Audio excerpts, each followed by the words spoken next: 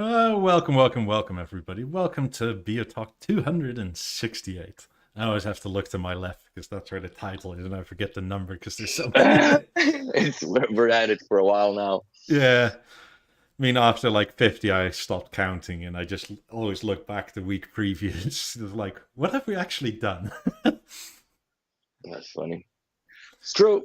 So, if you would like to support the show, give us a thumbs up, subscribe, and all that. A super chat will guarantee an answer to your topic and/or question. God, I've been too busy to keep up with Substack, but there's a bunch of stuff on Substack. So if you feel like it, I promise I'll get back to it at some point. We're also on Twitch if for some reason you hate YouTube. Come join our Discord if you haven't yet already. That's where all the weekly chats go. And if you want to purchase yourself something nice, because SKINIPLAY is 10 years old. Holy cow. And I was semi-aware of it. I also used the promo code to get 10% off. I was semi-aware of it last week, but as everybody knows, I was in too foul a mood. Good mood. Oh, shit. Yeah, so it's I kind of, that passed me by a little bit. I'm sorry, SKINIPLAY. I love you guys. So it's a belated birthday now. Yeah. Well, I mean, 10 years at that point. Do you mind if it's a week late or not? I mean, that's quite a feat these days. It is. 10 years is a long time as a company, that's for sure. Especially being that niche of a company, because they're not really, there's not much mass production on their behalf. It's especially when you get into this custom stuff. So good on you, SKINIPLAY. That's for sure. I mean, and it's interesting because I do see a lot of SKINIPLAY now that I start paying attention to it.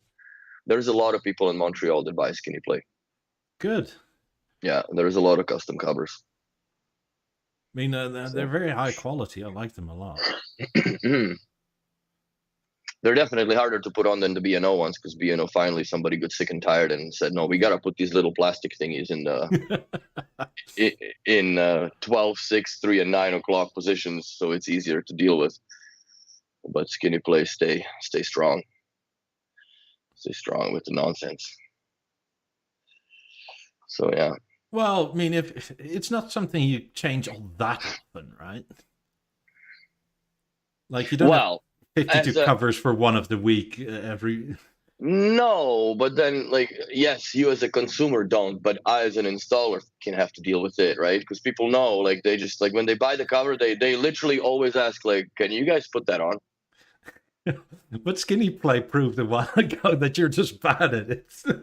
Oh, dude! But then again, like I said, they have to. I'm sure that they have some sort of a company policy that if you don't do it under 7 seconds, you get 2 weeks of paid duct or some shit. Because there's no way. I've seen that video and it almost looked like it was CGI, for God's sakes. There's no way you can do it that fast, or it was sped up. But no, you can fucking do it that fast. I can't do it that fast.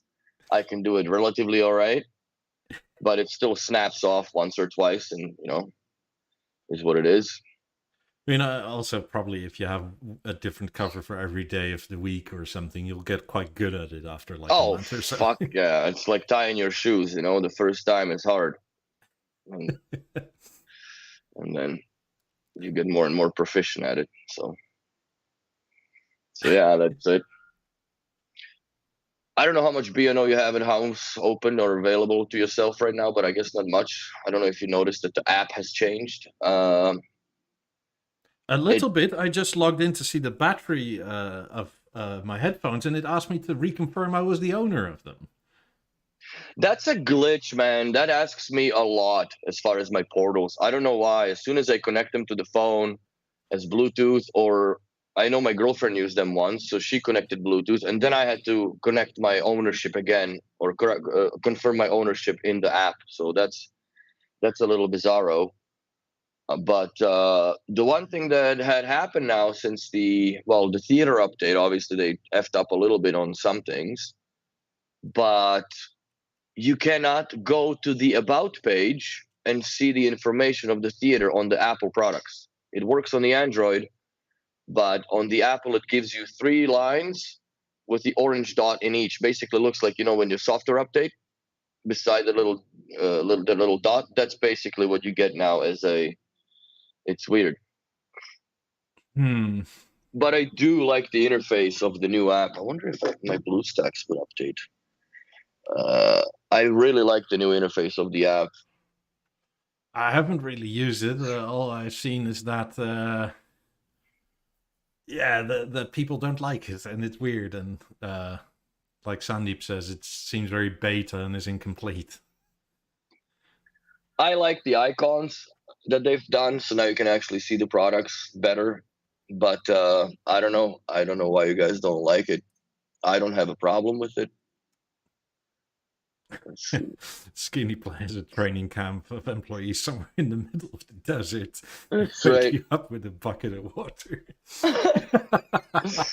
You gotta dress 15 Anons in under a minute, or that's it.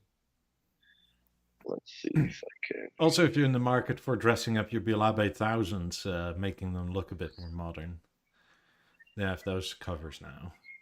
For the 8000s, that's cool. Yeah, those are nice. Why do I not see Bang & Olufsen? Because it's no longer there. The software is hidden. That's so weird, man. It doesn't show in my app store in on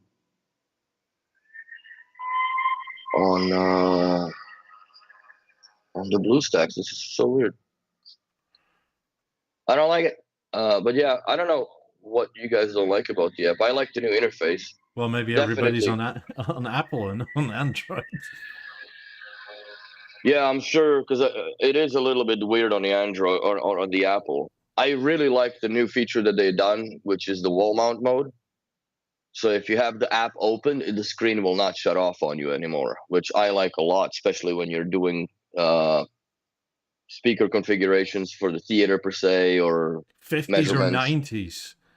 For some reason, if you do the microphone, that takes forever, right? Because it's like a 2-minute or 3-minute thing per position. And if your screen goes black, the app fucks up and it doesn't know where it is anymore. Yes. So now that's good. Yeah, because you always have to have a finger on it or move the screen so it doesn't die off. Now you can actually keep it. You can actually keep it on screen, which is good. But yeah, I don't know. They definitely. I can understand the negative experience on the iPads, because that it is a little bit terrible. But on my Android, I absolutely like it. So I don't know if B&O is as disconnected as they always have been in the previous years, where, you know, like in the old catalogs, everything was shown with Macs and whatnot, but nothing was compatible with it, right? Like the Beomedia players and whatever, and everything was based on Windows. Are we doing the same thing now, where we're using Apple products for the look cool of it, and we're basically developing everything on an Android platform that it works better now? Well, maybe all the new software developers are on Android or something. Who knows? It could be that simple. I kind of hope not, because I mean, let's start a poll. Let's do a poll, and also I would like to know. You got a few people in the chat, at least. I'm certain of it. There's a few of us with the theaters. How many of you guys have the 3.2.1 update, and what is wrong with it on your end? Because for me, I'm using everything out of the app of the TV, right? So I don't know if the processing is different or weird, but we watched a few movies and they were okay. Actually, speaking of movies, I wish I could unsee was we went to Expendables 4 to watch it in the VIP. And the best part of the movie was the fucking mini donuts, man. It was so bad. It was so bad. It was so bad that I literally, we both fell asleep at points, and we woke up to shooting, and then back to bed. Like it was just most awful. I'm never going to fucking cinema again. And now, like, if you compare the picture of the cinema to like the LG screens, it's not even worth the time. No, it's sort of all faded out, and Yeah. It's literally like yellowish. yeah, the colors aren't as vivid, and I also think it's a post-pandemic thing where people like you need to calibrate all that stuff every so often, right? Mm-hmm. And they probably don't care. Like again, it's probably a job that hasn't kept up with inflation, so the only people that do it are sort of like whatever about it. That, or it's only set up at the installation phase, and then it doesn't get messed up or messed with or tweaked in any way till the bulbs die in the projectors, Yeah. where they have to change them. So I don't know. I was fucking disappointed. Even the sound, man. Like compared, I don't know if it's I'm just too spoiled rotten with the B&O at this point, but I prefer the sound of the theater with the 18s in my house with the picture on a smaller scale than going to a fucking theater again. That's why you bought the Beosound theater. No, for real. Like I can't deal with this anymore. And this, yes, you might not have like the super effects and whatever. I don't care for that. These do good enough of a job to enjoy the movies, and the picture's superb. Like it's superb compared to like movie theaters. It's a fucking waste of $30 plus, another 30 for the mini donuts and a drink, $15 bottle of Heineken. So That's why you have a girlfriend with a big purse. You sneak all that shit in. oh, we did sneak in a little bit, but I'm like, I'm gonna order a beer because I'm not just gonna like leave 3 bottles of beer, and I didn't bring shit, right? So I ordered a decoy beer, and yeah, she had a bottle of wine, whatever, but it still was not enough. Bottle of wine.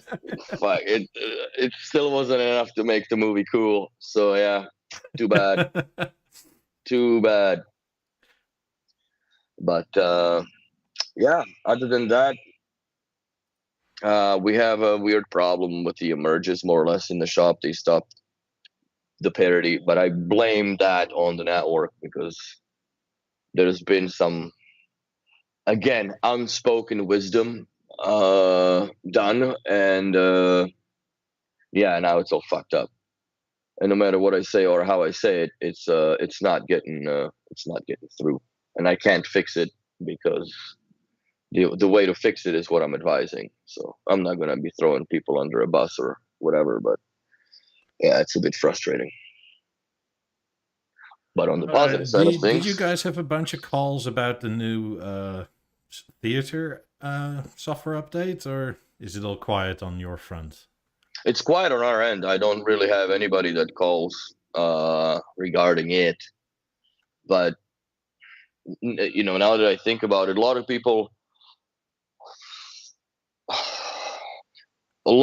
have a theater have not more than 2 sources connected to it on average, which is an Apple TV and a TV box. Let's just call it that, because I'm not going to go through different varieties of brands and shit. But those are the 2 sources usually.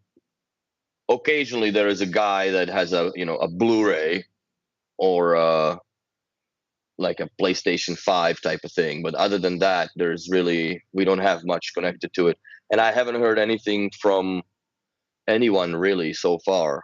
The one that I would be wondering about would be the guy that has the PS5 connected to the panel directly, right? But then he doesn't really have a surround because he so far only has the theater with the 77-inch screen, and he's pondering the idea of buying the 18s for the rear.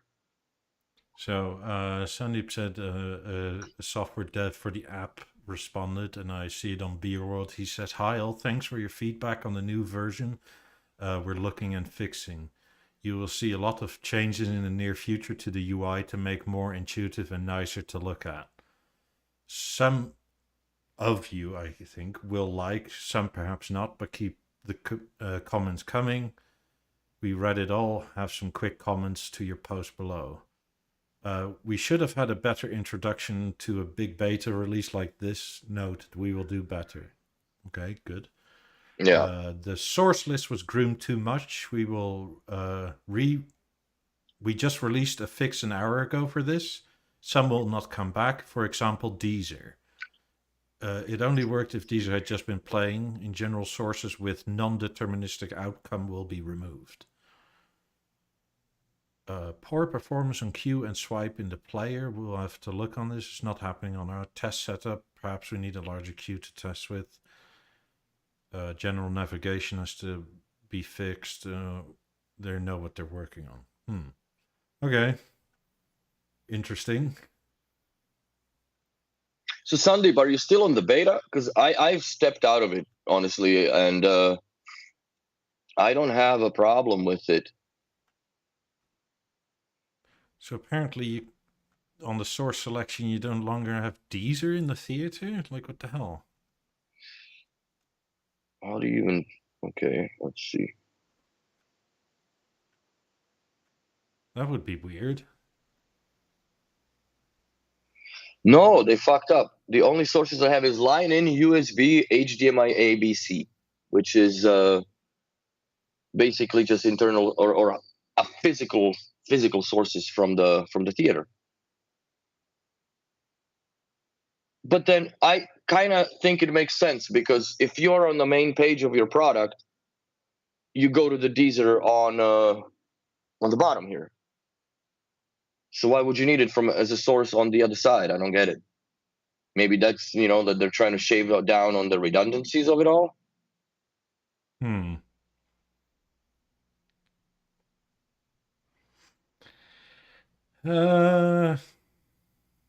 Yeah, this is weird, but so many people use Deezer. I don't understand. Like, we've been pushed into Deezer for years, right? Like, why would you take that away? But how did you? Like, it's all here. Like, I never went to Deezer on the side. I always went to specific products. I went to the specific products, and yeah, that's how I always do it. Like, to me, that source nonsense here, I never fucking go here. Honestly, I never go here. I never select anything from here. I select from if I go home, right? Yeah. Like, if I'm gonna be in a shower, I'll just and I go to Deezer here. It starts playing Flow in the shower. That's how I do it. And what I really like about it is the new multi-room thing that you can now, if I were to queue in the theater, the volume is nicely, it's I fucking love this, man. Absolutely cool. So I don't know what y'all's be bitching about, but this is cool. I like that. But then again, that's how I was always used to interact with the app, where yes, if you're doing it through the sources, then it's a different story, because that is all gone. And quite honestly, to me, it was never even affected. But yes, you also lost the B&O radio, and yeah, I got small fingers. I use my pinky. That's right. So I don't really have a need for that.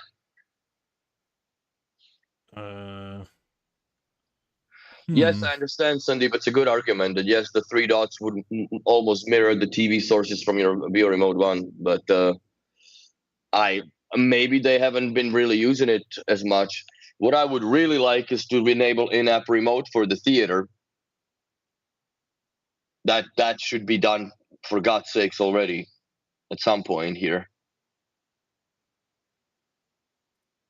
Because I just don't understand the argument about it. Why not? So yeah, I agree. I think that if you do the sources should be mirrored by the Beo Remote One or from the Beo Remote One. There should still be an option to somehow take away the first two lines from the screen when you're on the screen remote, like with the theater, which is the options and screen remote. Those things should be you should be able to move those down, because I would put speaker first and stand the second if I could, do it like we could do it back in the day, where you could move stuff around in the IR yesteryears. Do you know what non-deterministic sources are?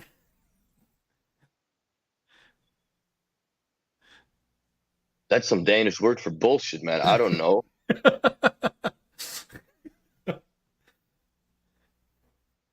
I don't know what the like. I don't know what the Guy thinks it may non-determined. be USB-C, but like USB-C could be line in, right? That's right. Because the USB-C port is either manual update or line in. Or are they thinking that the non-deterministic sources are streaming media sources, such as Deezer, BNO Radio, Tidal, TuneIn, freaking Spotify? Because none of those now appear on anything. I just like I tend to avoid the app as much as possible anyway, and go as much through my remote as possible, because that was the BNO way, right? All through the remote. So I just hope that like Deezer would still be available under the sources list in the remote, and not that they take it away from there as well. Like if your remote now updates and the deterministic, non-deterministic sources are gone, and they're then also gone from your remote, it's like, fuck. That's fucked. Because then you have to turn on the TV, go home, and select it from the bottom app, like from the bottom row. And that's so stupid. Yeah, I don't use the app, honestly. And maybe I would have used the app more if there was a remote controllability that would come with, like it does with the $2,000 product that is a stage. Or the Eclipse or the Harmony. Right? Like it's a product that, okay, well, if the reasoning is because it's meant for all the panels, then wake up, because not many dealers are keen on selling other panels with it but the LG, because A, they're one of the best panels that your money can buy. B, it fucking works together.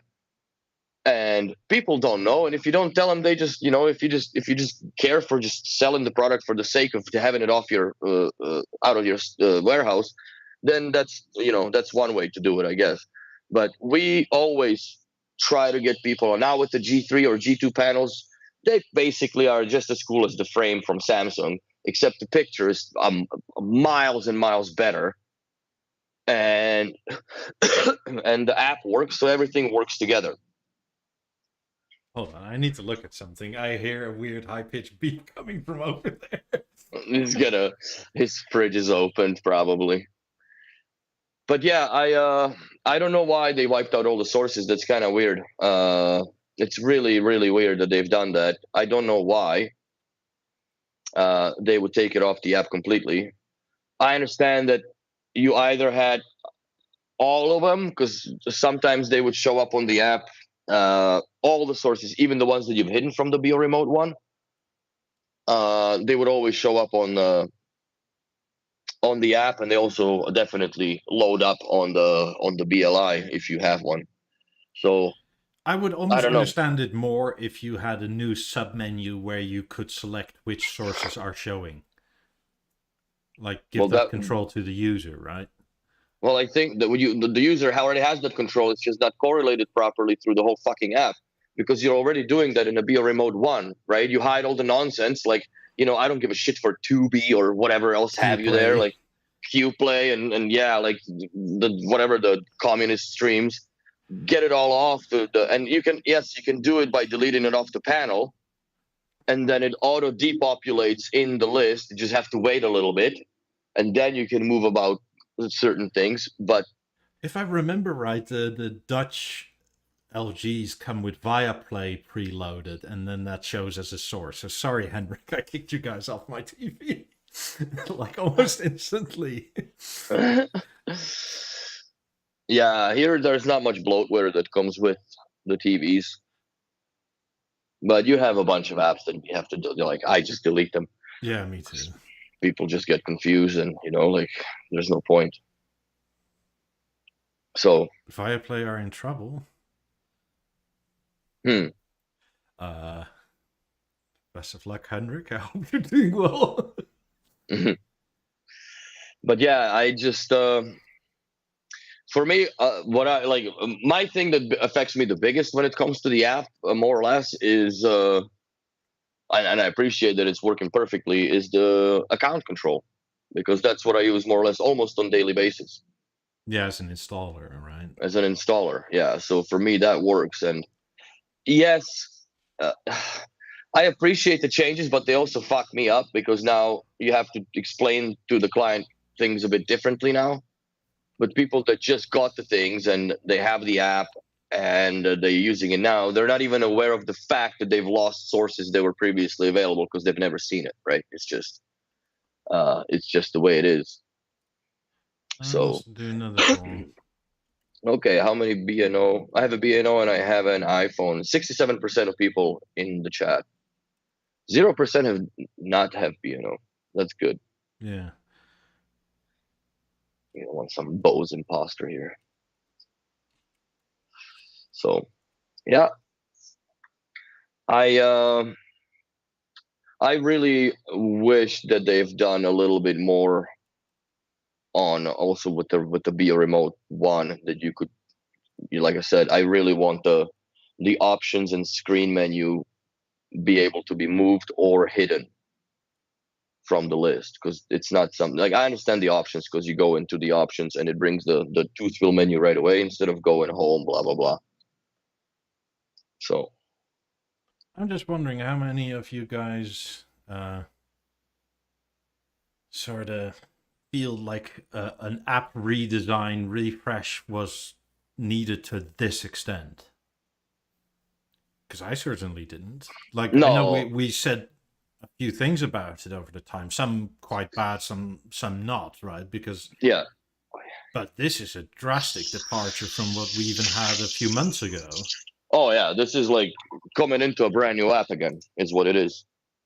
Like the only thing that hasn't changed is the icons of the product that you have. Yeah, but I'm just wondering, was that needed?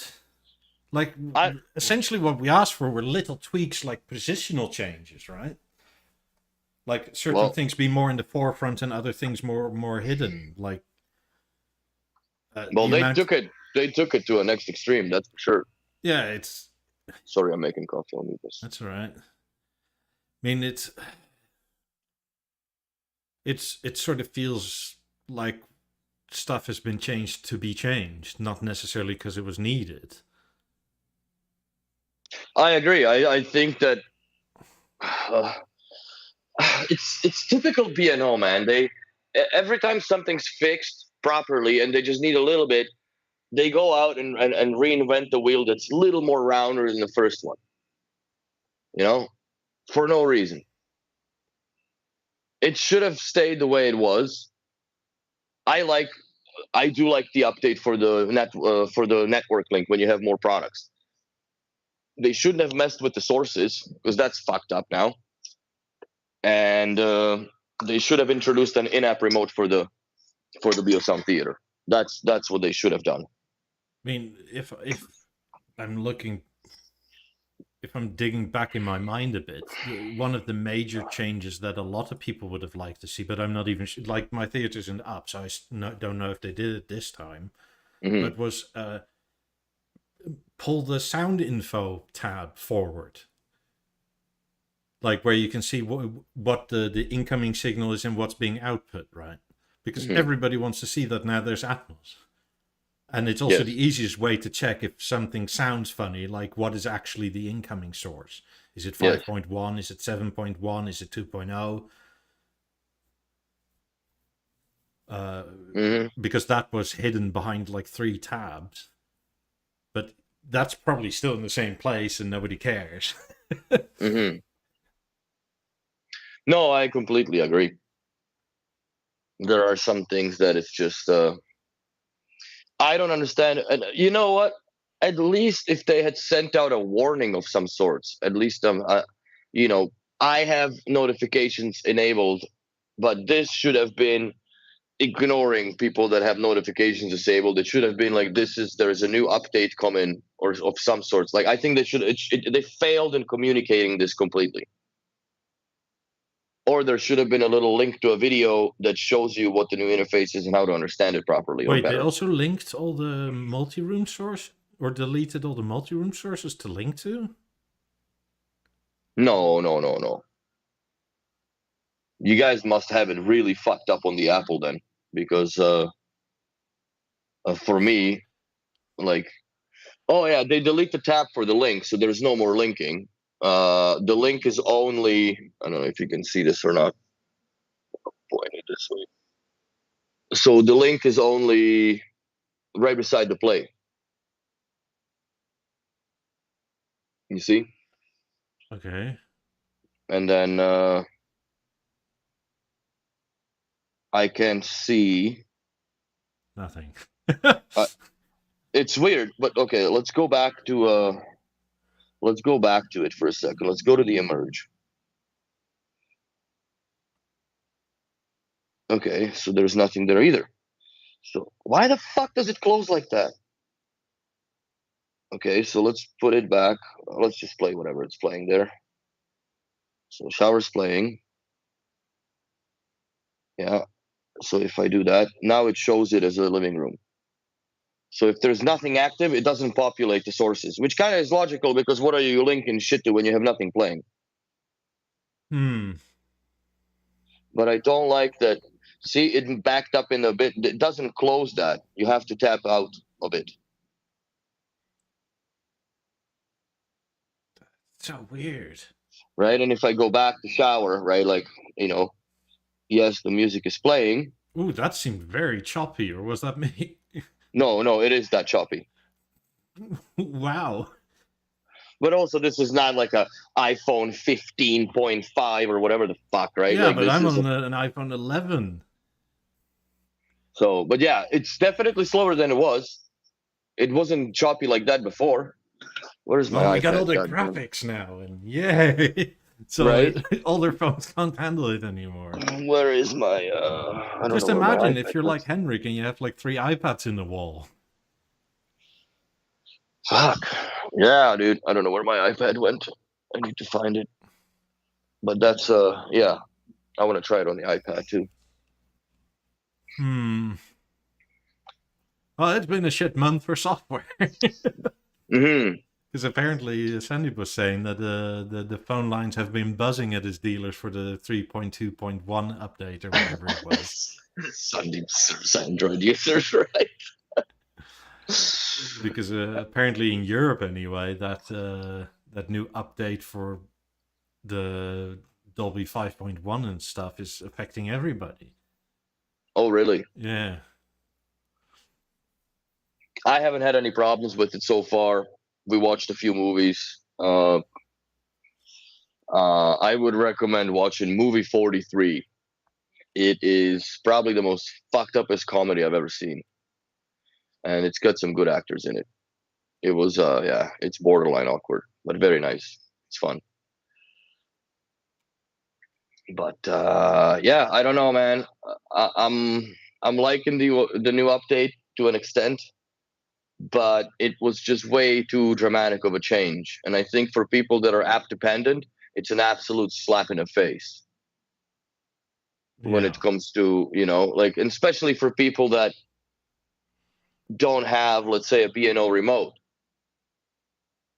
How do you do that then? How do you select? Let's see here for a second. Let's go to the emerge. Let's go to the emerge, damn it. And if I close the deezer. Okay, now that's fucked up. Because I can't even. Yeah, emerge is also. I can't even select B&O radio. It's just got line in and optical.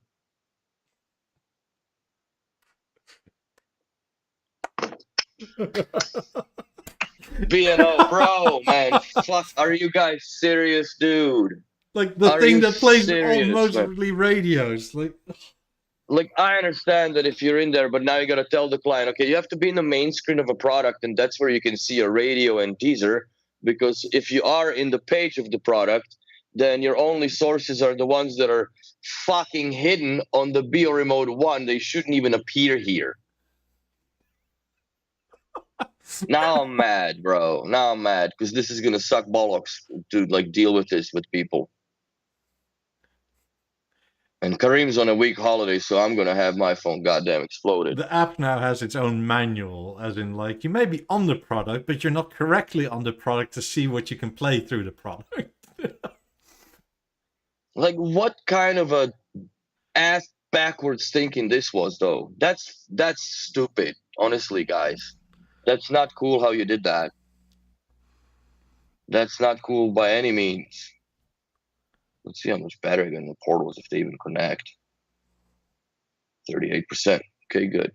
So this works. I don't know, man. Bro, you guys need to look into this shit ASAP. You guys need to look into this shit ASAP. Patrick Bloom is asking, what's your opinion to soundbar theater? The soundbar theater. You like the sound? I like the sound a lot, man. I think Same here. there's so much that you can play with in there that you can make it sound exactly the way you want it to sound for yourself. It takes a little time, but you can do that. And once you have it tweaked like that, that's when Beano does something and you have to factory reset the thing and start over. You can export the settings, which that would be a cool idea, actually. Since you already have the account created on the cloud, I think that you should have in the troubleshooting, you should have upload current configuration to the cloud, and you can factory reset the thing, and then you can just download the current configuration or latest configuration back to your theater per se, or any other product. And especially the theater, I could care less. Like the fucking emerger level, like it's whoop, done, right? Like, ooh, what a setup. But if you gotta go through like 7 or 8 different speaker positions or listening positions, that's, you know, like that's Quite annoying. It's an hour gone, right? With all the nonsense. Like it's an hour gone of your life because you had to factory reset the theater because somebody decided that they know more and better, and it just doesn't work sometimes. So we found the one B&O app designer. There's one person that said yes, it needed this dramatic change. That's funny. Hello, B&O UX designer. Yeah, you guys did a good job at it for sure. God, Yeah, I really want to love you guys more sometimes, but sometimes it's like pulling teeth and nails at the same time.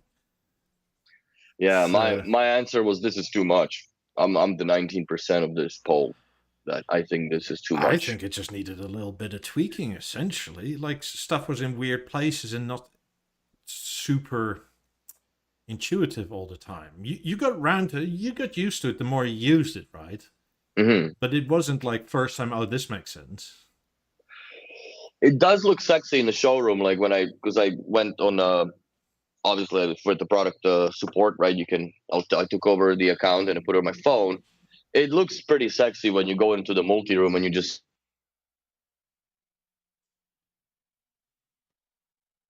Is internet dropped or did mine drop? I think mine is okay. Ooh, I'll mute this for you because that'll be loud once he comes back. My internet still seems alright. Am I still here? Let me know if I'm still here. Oh, there you are. Yeah, I don't know what happened, man.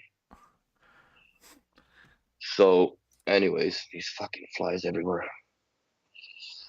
Too much. Way too much. Way too much update. I mean, I that do was like almost the dark mode, but shock. surely that is a singular thing, not a whole redesign.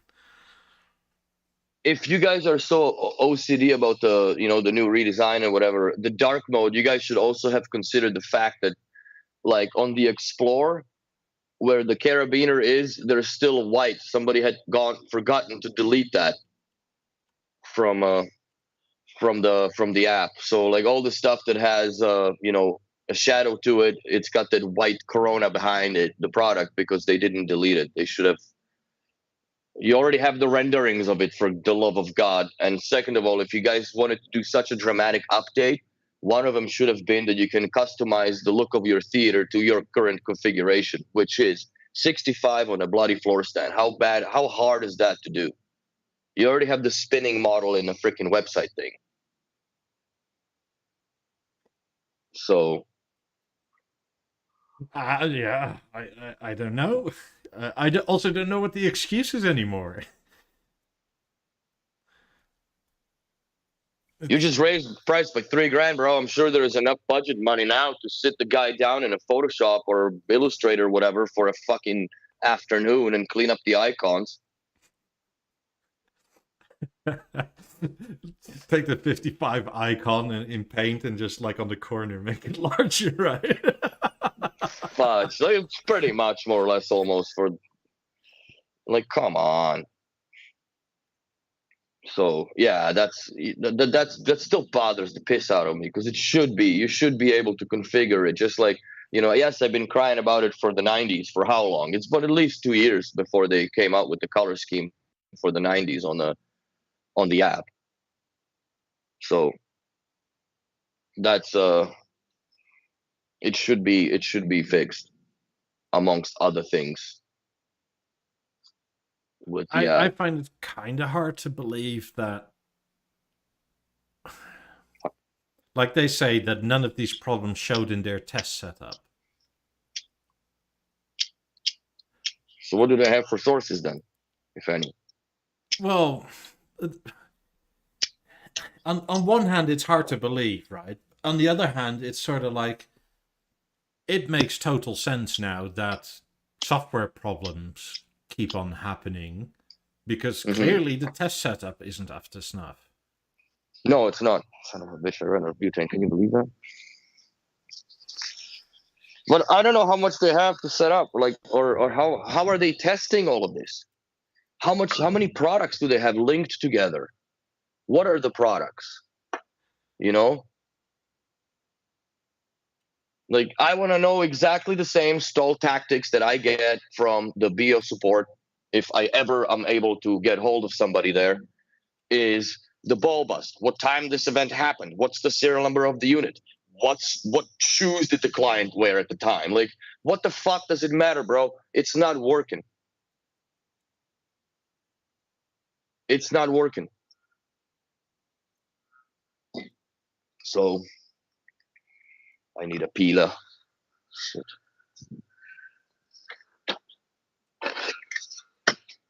So yeah, I don't know, guys. I'm a little bit upset about the app thing, that's for sure. It's gonna definitely ruin the afternoon a couple times next week, or depending on how many people play with it, but it's quite a bit here too. And we have to install the app now because you have no choice. Otherwise, you won't be able to set up the theater, right? Because there is no other way. Yeah. Jolly.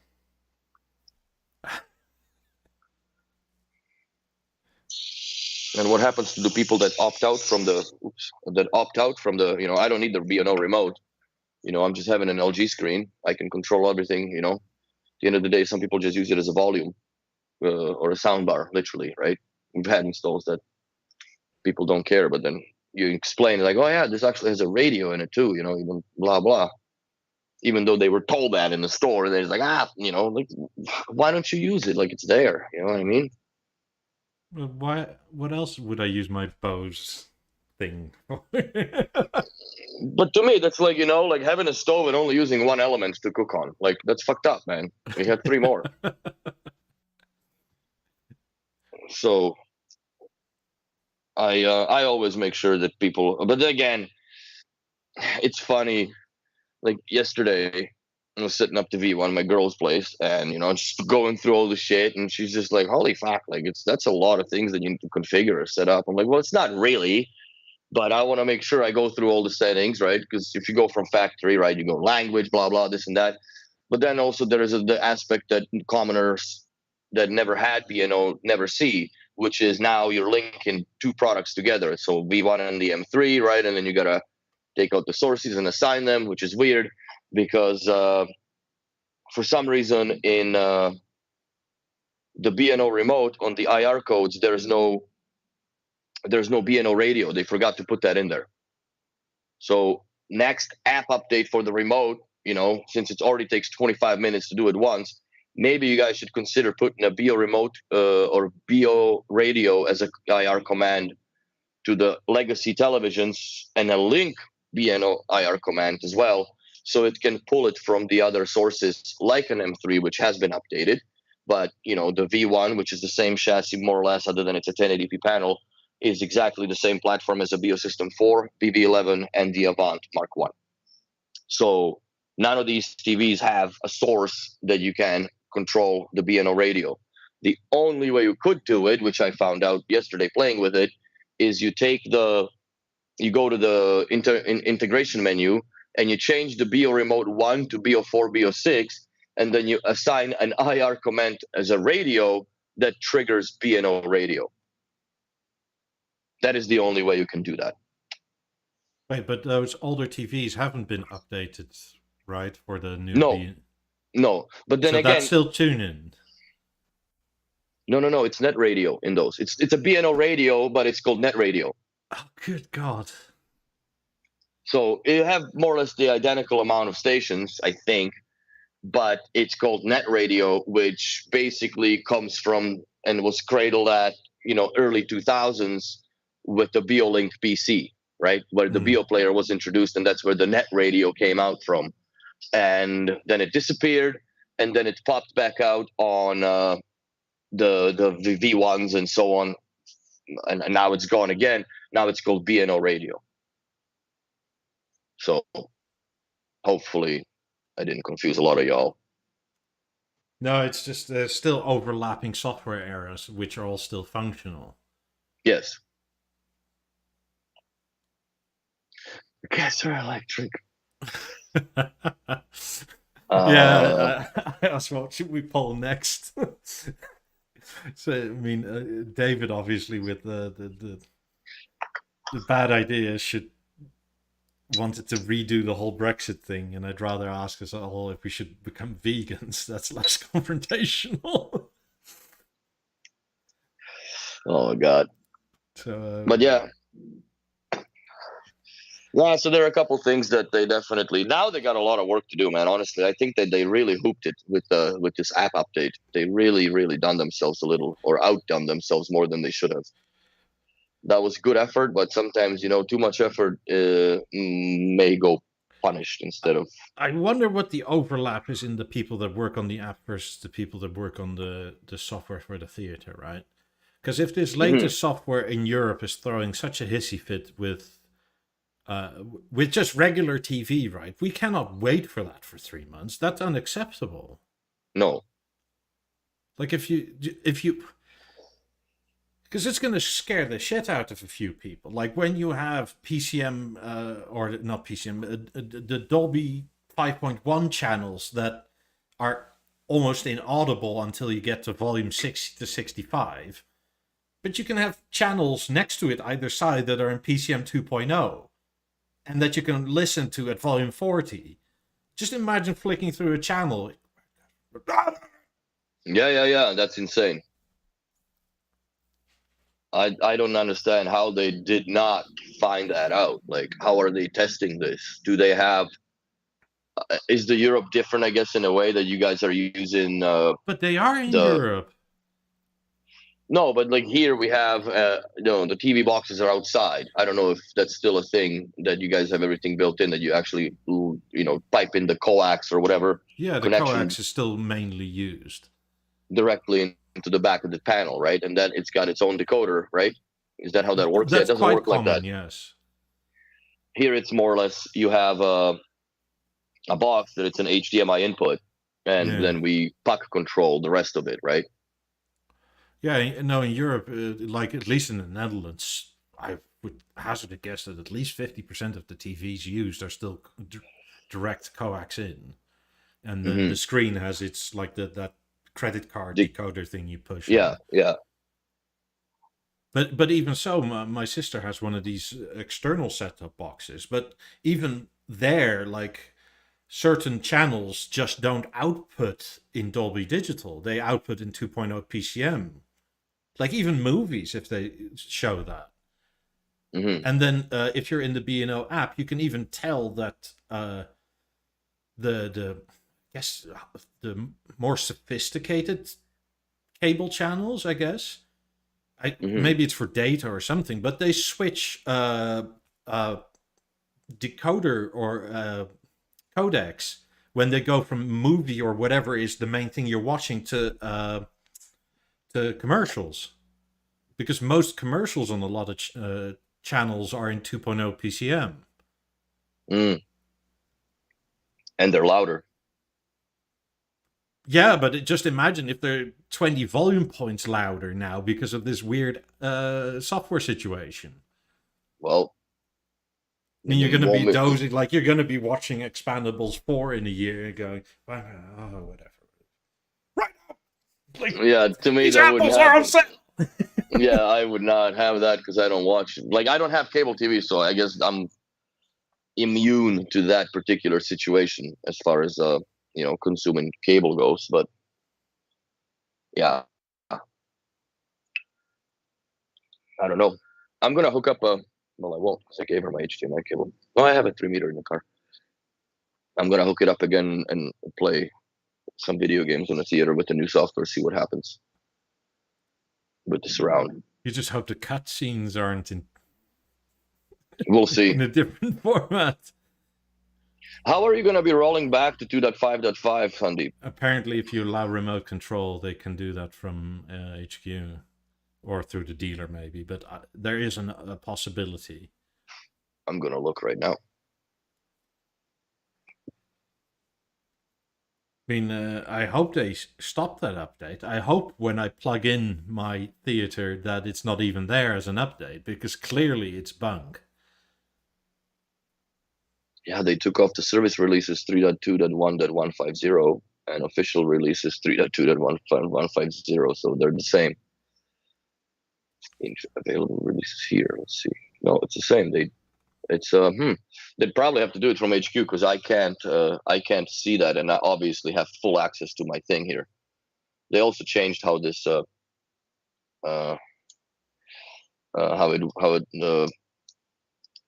product health center looks now, so it's a little like I'm open and I'm like, what just happened? So that's thanks for update on that too. Apparently, Sandeep says, apparently in Denmark the vast majority of broadcast TV has resorted back to 2.0. So maybe that explains why they haven't noticed it. Which is still weird, because if that were the case, if that were the real reasoning, they would immediately notice the initial problem with the 2.0, right? But surely they have somebody in Germany or in the Netherlands that they can ask, because in the Netherlands it's all over the place.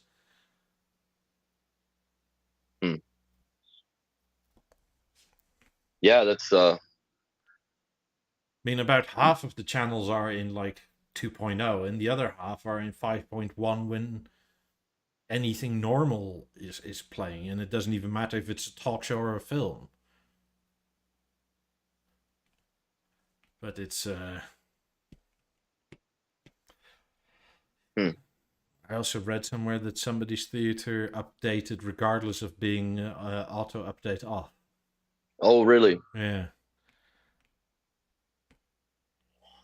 Could it have been the dealers that pushed it through the service tool? Maybe, but they didn't want the update. Oops.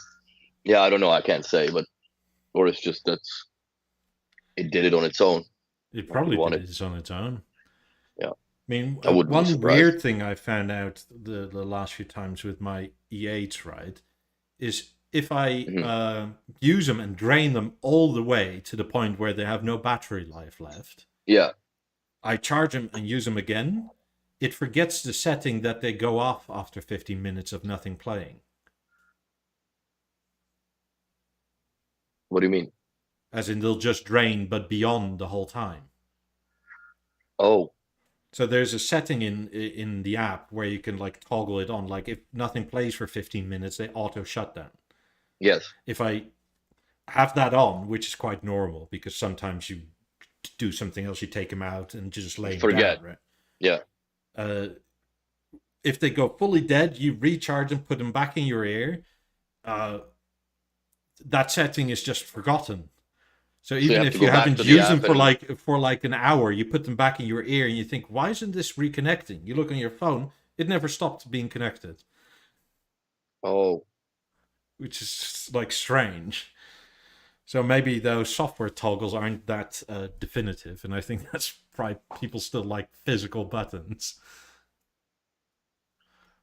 Yeah. I mean, this is kind of why I don't trust the microphone off button in software on any of these products with GVA. Yeah, I'm gladly moved away from that now, so I'm happy. I still have a level that I have with the GVA, but that's it's sitting in the box. I'm not using it anymore. No need for it really in this house. No. But oh, it's the yeah. captain. He said auto update was definitely turned off and his was updated anyway. Oh. Not through somebody, just through internet. Which is for me it was weird because like we have 3 theaters in the showroom. The first one that first one that came out that we've unpacked and put on a demo, that was updated more or less immediately, the same as mine. And then the later ones, which we got in May, unboxed and put in with the store reno, those were a week behind with the update. Yes. And I could not even, like, rebooting or whatever, you couldn't force the update. It wasn't even showing on the PHC, which was weird. And then they updated at one point. So yeah, it was. It's strange how that software update thing works, and sometimes we tread a very dangerous path with it. 3.2.1, I guess, would be the proof of it. I honestly would think that the theater is the most updated product in their current portfolio history. I don't think anything has had so many updates on it as the theater did so far. And they still can't nail it down properly with some things, which is it's a little bit frustrating, quite honestly, especially for the ticket that you pay for as a price now. So yeah, not much we can do, I guess, other than complain and live with it for a bit and see what happens. But yeah, for me, I'm really not that affected, other than I didn't really realize that the sources were gone because I'm using the Beo remote anyway. So for me, it's just that's a good poll. Well, gas or electric stove, electric and induction one, which is like a distinction that doesn't matter, but and gas and or wood tied even. But yeah. You can have these old-fashioned like wood stoves that are on all day long that are fantastic to cook with. I mean, gas is nice. I mean, I just have induction personally. I like the electric one, especially or induction, because they're flat. I had the gas stove in my old apartment, and like when you do a steak, like pan fried steak or whatever, it's a fucking disaster, man. You have to take everything out, the big grill, right? Like everything's greased up. This, you just wipe it down. Electric comes in 3, right? You have the spirals, you have ceramic, which is flat, or you have induction. I don't have the induction here. It's just flat. Because, well, I mean, induction is flat too. But the difference is that induction works with magnets, so the top itself doesn't get hot. So, I mean, and you can obviously only use that when there's metal in your pan, because it's actually the coil that heats up the pan. So the glass doesn't really get all that hot. What I specifically like about that is that it only heats what it touches. And if you take your pan off, it's almost, give or take a minute, it's cool to the touch. Yeah, because it's just heat from the pan itself, I guess, that warms up. So it also only heats up the spot in the pan that is actually metal. What's the best way to protect the gear from electrical disruptions, Thunderstorm? It's a good question, guy. It depends where you live. Like, I lived for 23 years in Calgary. I have seen one power outage in that entire time in our city, like where I was actually affected with the power out. It's completely different story in Montreal, even though they have a hydro here and it's all power and they export it to US and blah blah blah. The electrical infrastructure in this city is terrible, literally terrible. And because everything is above ground. So if there's an ice storm or whatever, and the tree starts falling and it takes the shit down with it, Even the there's a ice where it lot. like literally sags the wires. It It makes the sags the wires wire and longer. yeah, it rips them and whatever. So yeah, here it's a disaster when it comes to these events. Uh, Honestly, the best way to protect it is to put this shit on a UPS. That's the best way to protect it. I know it's a bulky piece of equipment that you now have to worry about hiding somewhere, but I would I would put it on a UPS. I don't know if I would put the 90s on a UPS. 90s have a very, very good power filters built in. Like the power supply on the 90s is very, very good. So I wouldn't really worry about that much.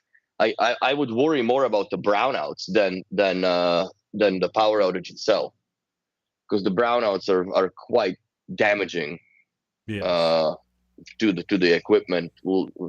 Way less than, like, if you cut the power, it's equivalent to you just pulling the plug from underneath the speaker, right? It's just the power is gone. But the brownouts are very bad. That's damaging for sure. And the surge protectors, these will not help in the brownouts because they're just protecting against the surge, which is a high spike of current. They won't do anything when it's a overcurrent. low spike. Yeah, the low current, or when it drops to, let's say we run at 120, if it drops to 80 volts, that bar is the only thing that might happen to it, is that little light that is there to tell you that it's on. It may get a little dimmer and comes back up, but it's not going to do anything in order to protect it. Mm. So it's yeah, it's a dangerous play here. Like, this building that I'm in is fairly new, and I haven't seen power go out here. We do have generators downstairs, so, but that's not going to be powering the fucking apartment units. That's just more or less to keep the elevators and an emergency light and staircase going during the power outage.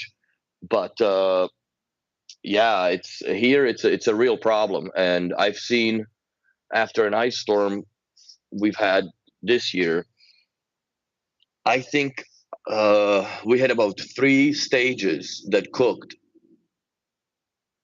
on the wall. They just cooked and it was Brownouts. it was brownouts, and they were like, literally they were within everything that happened, or every place that happened was affected by these power surges and whatever was going on. They had, sometimes, like, Julien, the guy that works in the shop with us, like, when the ice storm happened, like, they didn't have a power for a week and a half, bro. Week and a half. Like, where the fuck do you put your food? Because the fridge don't work either.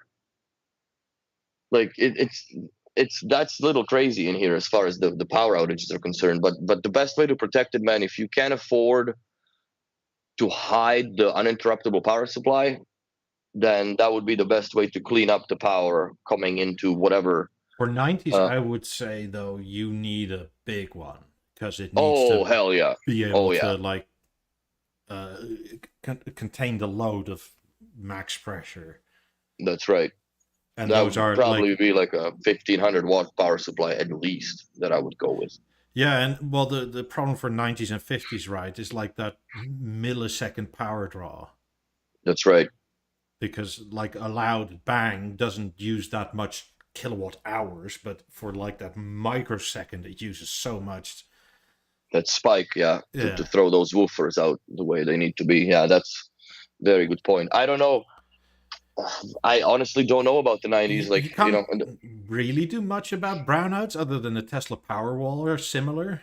Like, yeah, putting the I battery have in the a house. whole house surge protector put in, because here, like in Florida anyway, brownouts aren't really the issue, because I think Florida has something like 5 nuclear power plants and then regular ones spread out as well. So the problem here more is spikes, because like we have tropical storms and shit, and like stuff breaks. But the Sparkies, the electricians, right? When they're done, they just go zhunk and it's on again, creating a huge spike down the line. So I have a whole house surge protector, which is essentially like a massive fuse for the house. And it's digital, so you can literally see on the lights if it's been active or not. Yeah. I mean, yeah, brownouts are hard. Like, if lightning hits directly, there's very little you can do about it. I had seen that in my career twice, coincidentally to the same guy. I don't know if he pissed off somebody up above or whatnot, but his house got hit in a framing stage. It was just about to have drywall put in, Mm-hmm. and it was a log house in Canmore. The fucking thing burned down right to the basement. And his second house that was in Invermere, the lightning struck by the fire pit where he had two speakers and a link-eye that was conduit into the house, and it struck close enough that it went through the link-eye cable, fused all the wires inside that conduit, popped. It literally burned the fuck out of the Masterlink distribution box. It fried two passive kits, active kit, and a Beosystem 3 in one hit. The only thing that was good was his, I think it was a Beosound 3000 upstairs, because it was master linked between, it was a separate master link zone with, like the guest room and the guest bathroom. That survived. Everything that was within the house, it was a big insurance claim. But that's the only time. And there is nothing you can do, man. That's so much power that goes through. And it was disaster. Yeah. Thankfully, the speaker cables were ran through a different conduit, so those were unaffected. So in order for him to regain control of the fire pit, we had to get a Beolink gateway at the time, so he can control the volume and stuff from the iPad off the new passive kit that is in the basement, because it was just not. That was you're not gonna dig out the fuck out of the And it was like I was a few meters. I think it was like 25 meters away from the house where the fire pit was. I mean, if So you're actually concerned, make sure that you have like lightning rods on your house, like proper ones, like every 12 foot or 10 foot or something. You have one of these copper spikes that goes directly yeah, into the ground. Like Willie says, brownouts are probably more important if it's otherwise a civilized country with decent power. power. Yes. But Uh, that's it's a roll the dice, if there's a lot of construction, get a surge protector. yes. Might as well get one for the whole house, because it's usually not in the house that you. If it's a new enough house with new enough electronics, you're not going to get huge surges in your house, right? No. But at the end of the day, there's only so much you can do before it's actually cheaper just to chance it and buy another set of 90s. That's not a good way to do it. No, but like you can protect, like you can put in like a whole Tesla power walls and whatnot, so you can run your house for days off grid, right? But at some point, that's going to be over 150 grand. Like this stuff isn't cheap. See, the Noah man says he's in California and the power goes out a lot, and especially in the fire season.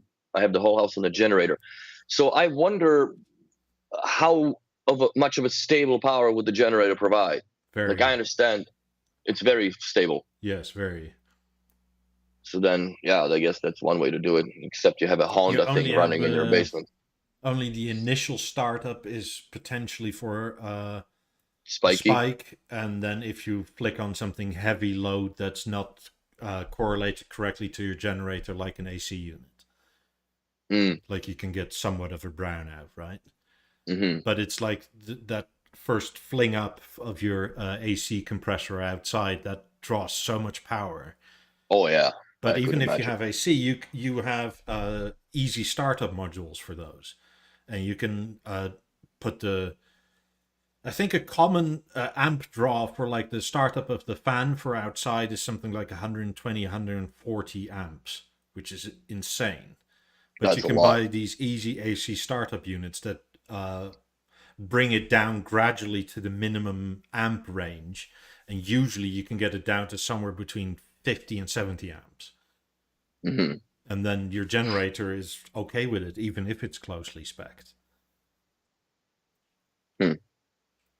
So, but again, like California, because of the heat, right, is the inverse of, well, actually the same ice does. Like heat makes your cables longer. Like ice, because of the weight, makes your cables longer, which makes the voltage lower. Because the lines it has to go through are all of a sudden longer than they used to be. And that creates heat and stuff like that.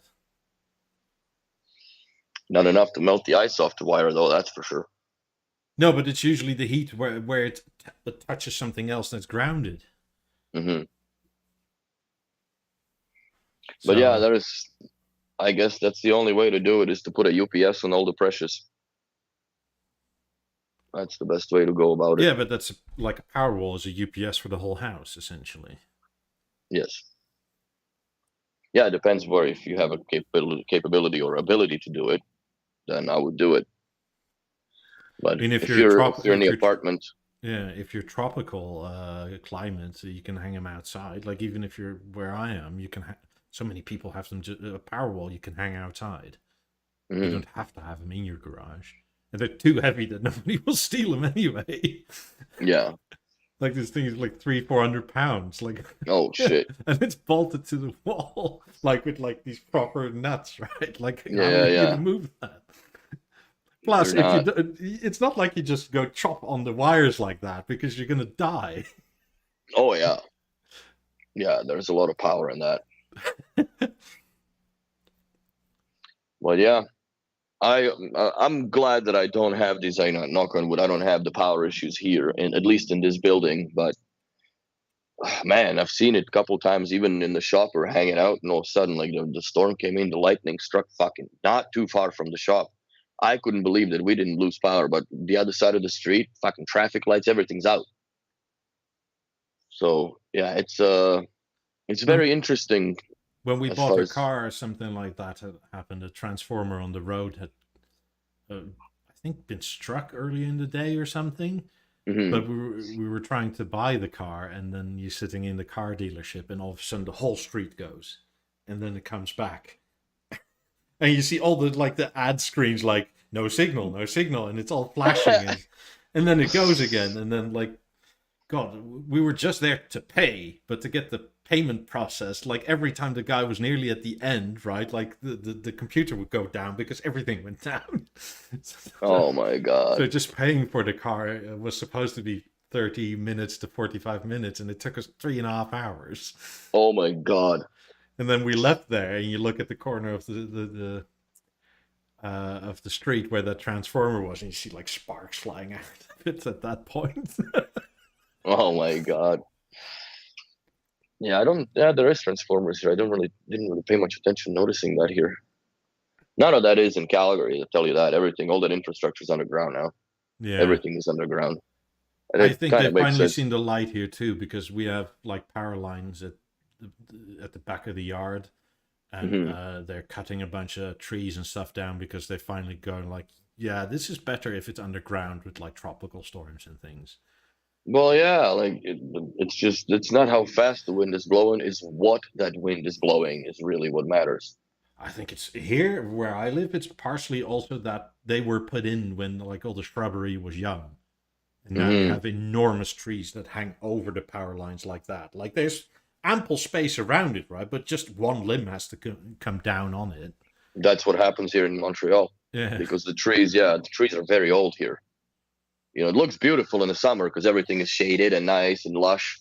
But when the poo hits the fan with the ice storms and snowstorms, it's a serious problem here. Yeah. But other than that, my grandfather-in-law had one of those things where last winter he was telling us like, no, don't move to Florida, it's too hot, right? And then it got cold there, and it's like minus 20 C or something like that, and the power goes out for a week. Wow.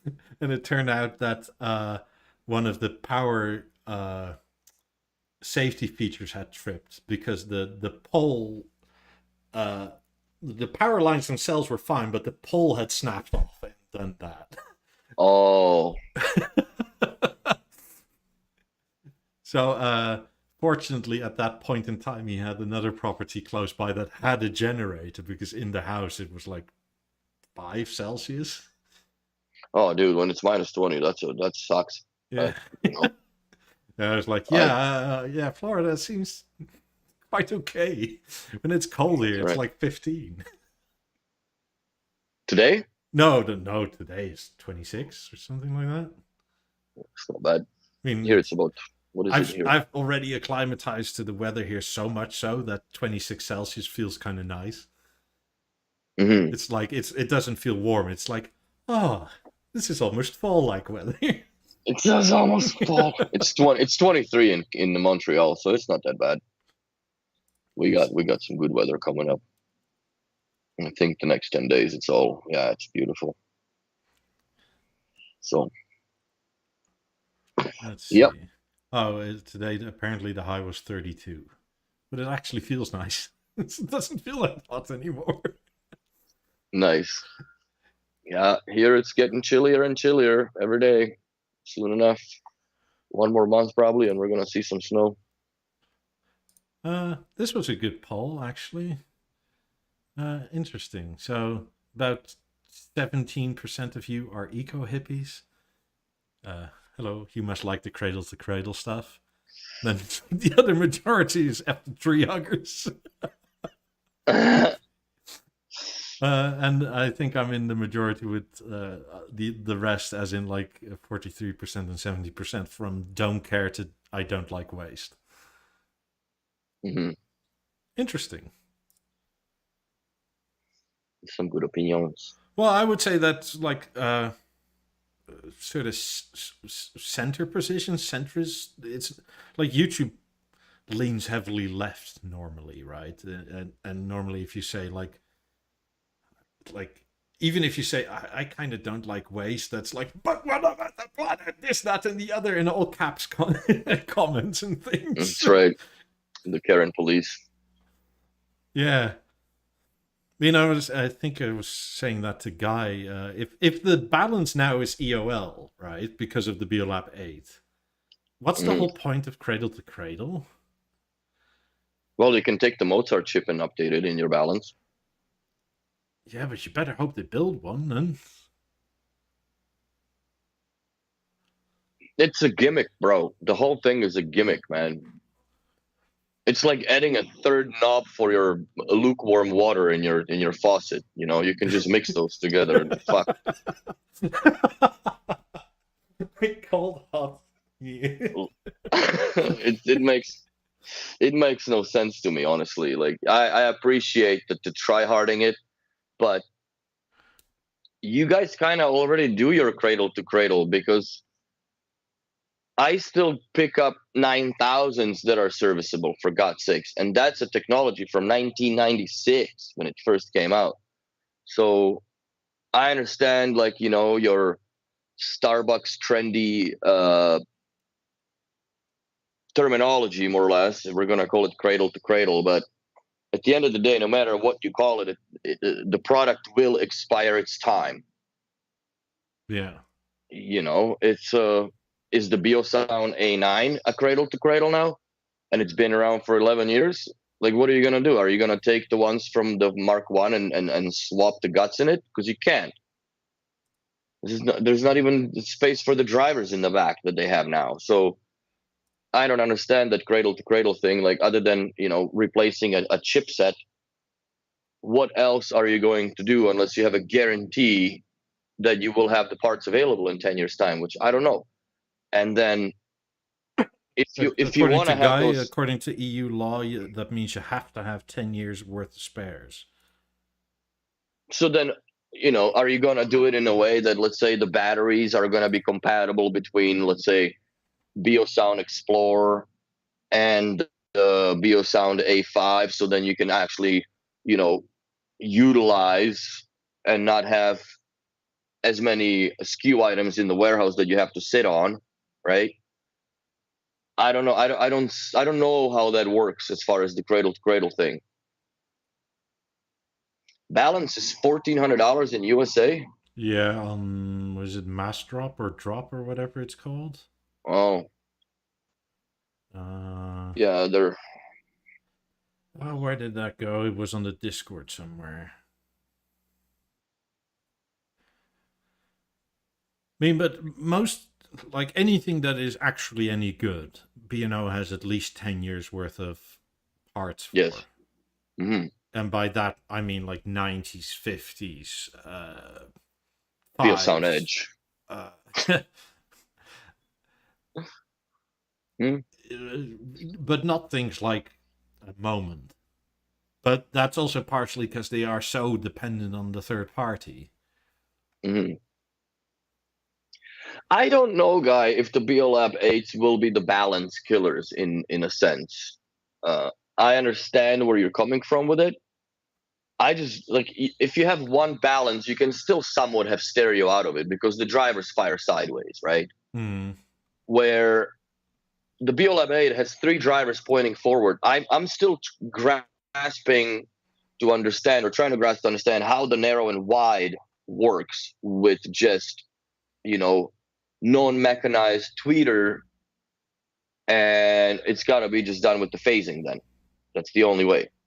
Yeah. And I think that the balance, it won't be killed off by the Beolab 8, but it makes more sense to purchase Beolab 8 and then later on purchase another one, or do it sooner than later, because in a year they're probably going to be another 15 to 20% more, and you just get those speakers, and now you have the only thing that I don't like about let's say that Mozart platforms deal is if you are trying to use those speakers as computer speakers, Yeah, it's no there longer is possible. it's no longer possible, which you can't have a stereo pair of emerges or balance or whatever else have you that will play as regular speakers. Like the Beolab 8's, the only workaround that I could think of is have a set of cables with the trigger from Steve, and then run the basically a headphone jack out into the each speaker. And I think maybe then you'd be able to, if you have the processing set to stupid low. But I think that's the biggest challenge with the smart speakers from B&O now, that there's a delay, so you no longer are able to hook them up into certain peripherals like a TV, right? Unless you have a BIOS system of some sorts. Hmm. And yeah, it's not that many people use line input, but there are instances where I do come across people using line input. And the second thing that bugs the crap out of me still is we need to synchronize the video source sound from, let's say, the theater or any video product, be it Harmony, Emerge, Avant, whatever, on the network link. There should be a way. If Sonos can do it, guys, you should be able to do it. Maybe instead of fucking around with the app and changing everything, you guys should have concentrated your focus on that, and making those changes within not just the software Yeah, within the even app, if there's but a quality drop, it doesn't really matter. no, it doesn't. Like, I just want to have, if I'm watching YouTube, let's say some goofy stand up or whatever, and you join the Emerge in the shower, I have to mute the theater because it's a cacophony. Then it sucks. So that's one thing that I think that should be looked at already. Drop.com, hey. Yeah. Apparently, it's owned by Corsair, and it used to be Massdrop. And I think what these people do is they buy like massive bulk a la Amazon at a very highly discounted price, and then you can Hmm. buy a bunch of things. I think Sign up to see the price. Well, I'm I not going to be think doing that. this, yeah, I think this silver balance was $1,400 or something. Wow. Like and like M3s, they had a bunch of M3s, which is like, this is how you know they bought it at a discount, because they haven't been sold officially for like over a year now. Hmm. But I still love M3s. I It's a mean, good speaker. I and like every it. year compared to the Emerge is getting to be a better deal.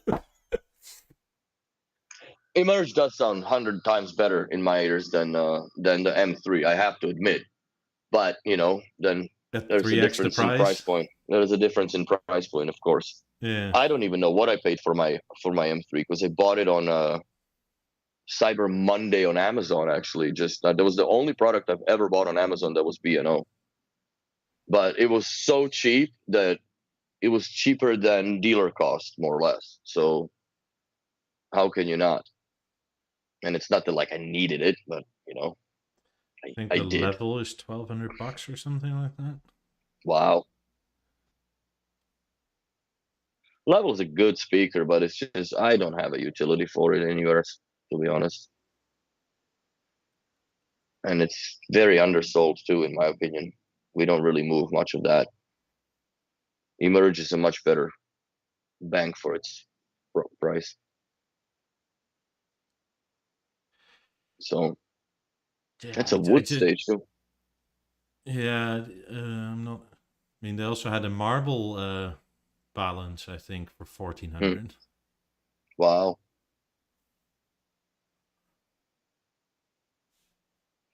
Nice. Thanks, Norman.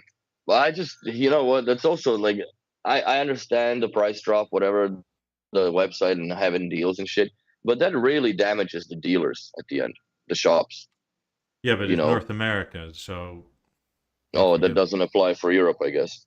well, there's import tax and then shipping costs, and I don't even know if these people ship outside of the US, right? They may do, but Hmm. it's not going to be cheap. So if you're okay with that, then that's fine. But then you have customs, Yes. and you may get lucky, and but you also may get like the European, like, hi, here's 20% on top of this. So it's actually, I mean, it's still a deal, but you're probably still better off going to your dealer. Hmm. I mean, I sort of understand it in the North American market, but I kind of also almost wish they would be not doing that here. Hmm. But I mean, if they're still doing this Well, sort of stuff in a year, then I'll be more angry about it. I don't like it because it damages the relationship between the dealers and also the B&O themselves. And in a way, or the way, or what I mean by that is people that buy the stuff, okay, you bought it at the drop.com, whatever, good for you, you saved the money. But then the thing shits the bed, right? So now you're not gonna the drop.com is gonna give you a middle finger emoji in the email and tell you to go to B&O dealer or call the B&O help desk and do it from there.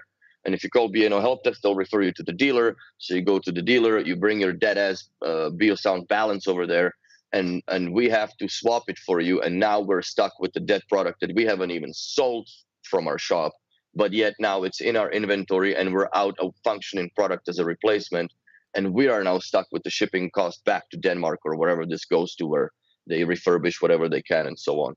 So it's I don't like it. That's the No, only but I thing I don't understand like where you're about that. coming from. Like a consumer obviously doesn't see that generally. No, no, no, because like, well, I bought it, it's a B&O product, I bought it from B&O. Yeah, dummy, you did, but tabac, man, it's not. Yeah, but that's almost more an argument you guys should have with B&O. Oh, we do, but Yeah. it's just, sometimes you just, that's the circumstance, right? And The thing that's being. crazy is like this Beosound stage, massive discount, 30% off. Hmm. My stage was still cheaper when I bought it new. When it first came out. Yeah, I mean the aluminium and black one was 12.50 euro including sales tax. Wow. So Yeah. it's whew.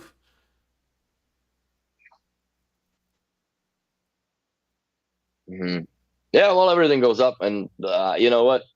At the end of the day, I guess it feels good for people that own B&O because it's the only piece of electronics that actually appreciates in value over time. Where your little Marantz receiver from 3 years ago is worth a third of what it was back when you bought it. Yeah. Where Well, the if you thing is, I may bought actually need 18, a stage as a gift from my mother-in-law because no. she was still rocking. Is it a 10-year-old Panasonic 720p screen? And I think it was, what was it, Hmm. 46, 47 inches or something. And the bezels were like 2 inches wide on them. And when she moved here, I told her, like, you better leave that thing there. Like, you're not paying for shipping on that thing that you don't want. I'll buy you a new TV, which I'm gonna do. But then you end up with like, it's all modern flat screen TVs, shit sound. Shit sound it is. So it's like, I kind of need a stage for her. Yep. Yeah, no, like what Steven says, like in Minnesota, there's the nearest dealers, what, Ohio? It's like 3 states over. I mean, yeah. But that's also on B&O because they've closed a lot of dealers. I don't know, like I understand that they did some cleanup, and there was not all the dealers were worthy of having that status per se. But at least it's only 3 states over. Where here it's either Montreal or Vancouver, well, they and also there's kicked dealers out. Like, was it ABT Mhm. or something, which is an enormous like electronics and speaker dealer in Chicago. But that was one of these in-store concepts at the time. The same time you were kicked out, essentially. Mhm. And Yeah. I mean, B&O essentially, from what I've heard, told them like you need two of everything, and they were like, "No, we do enough business." And I mean, they had something like 2 or 3 sets of 90s on order and a bunch of stuff, and B&O was like, "Well, if you don't do this, you can't be licensed." And they were like, "Okay, well, fuck you then."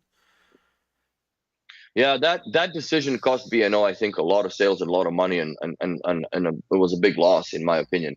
They shouldn't have just blanket fired everybody, like including myself. Like they had no real rhyme and reason for me to be terminated as a pro partner at the time, because I never gone behind somebody else's back and sold shit to clients or steal clients like I see happening to our shop here in Montreal by the Toronto pro partners.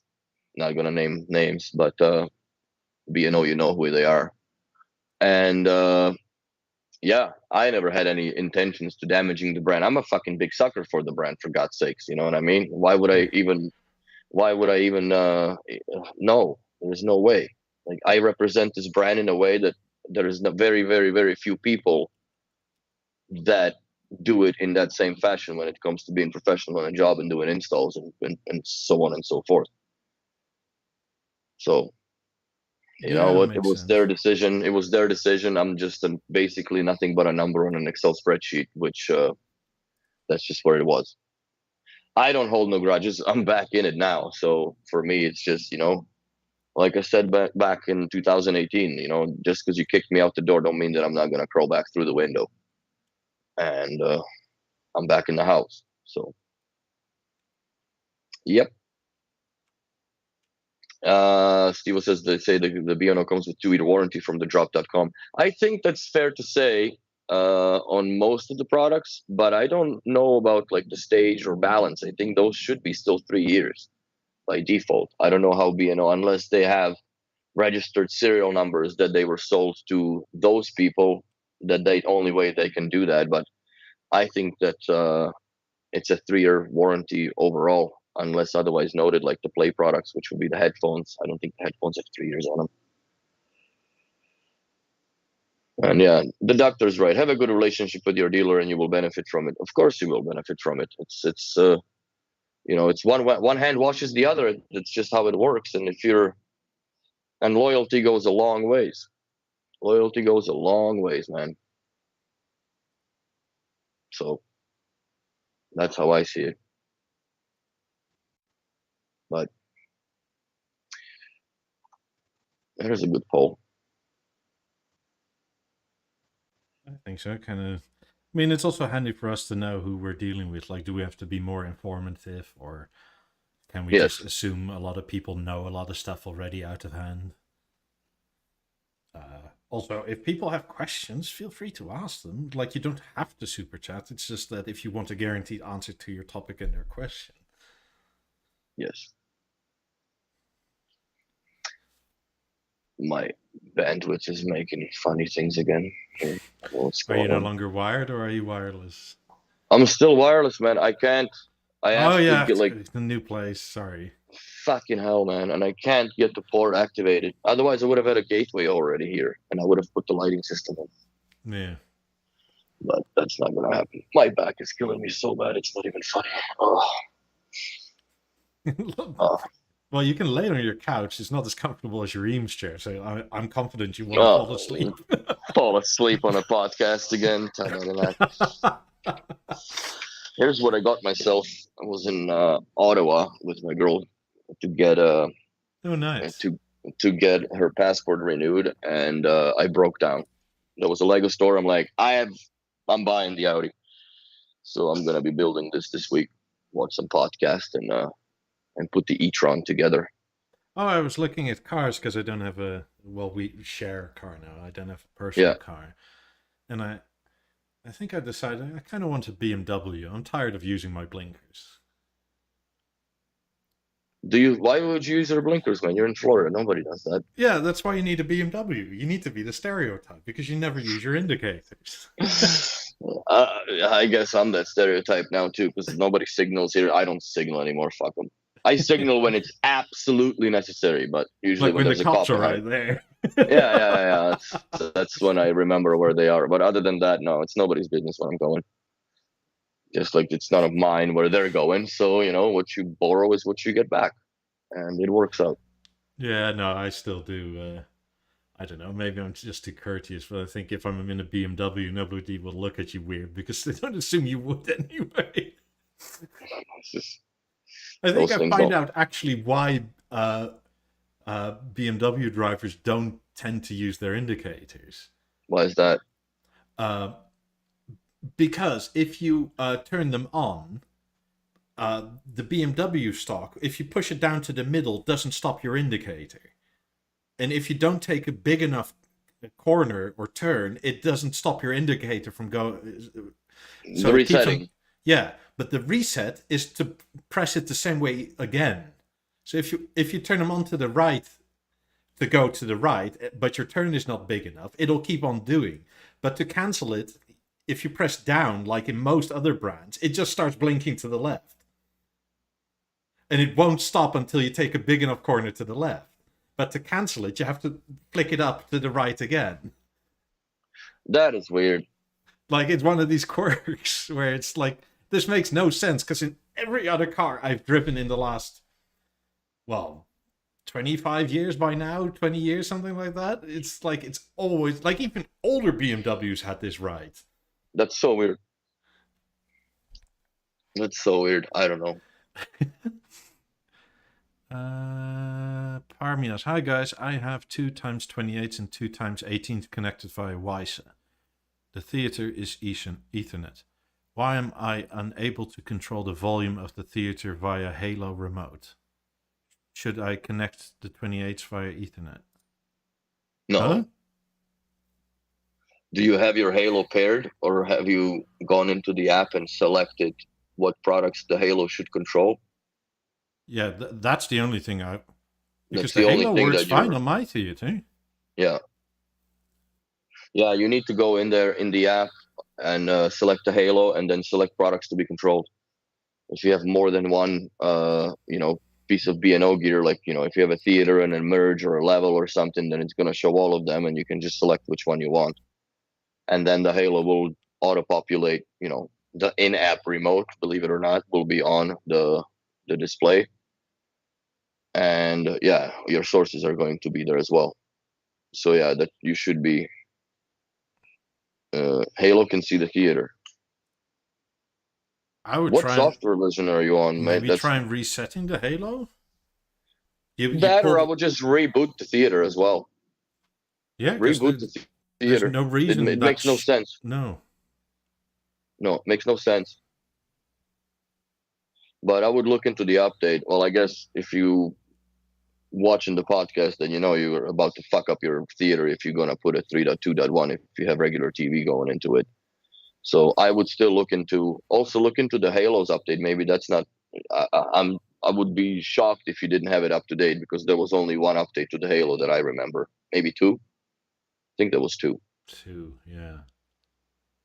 Yeah, it was one after the release when they fixed what wasn't working, and the second update was when they introduced the remote control, and oh my god, the 4 colors of the buttons.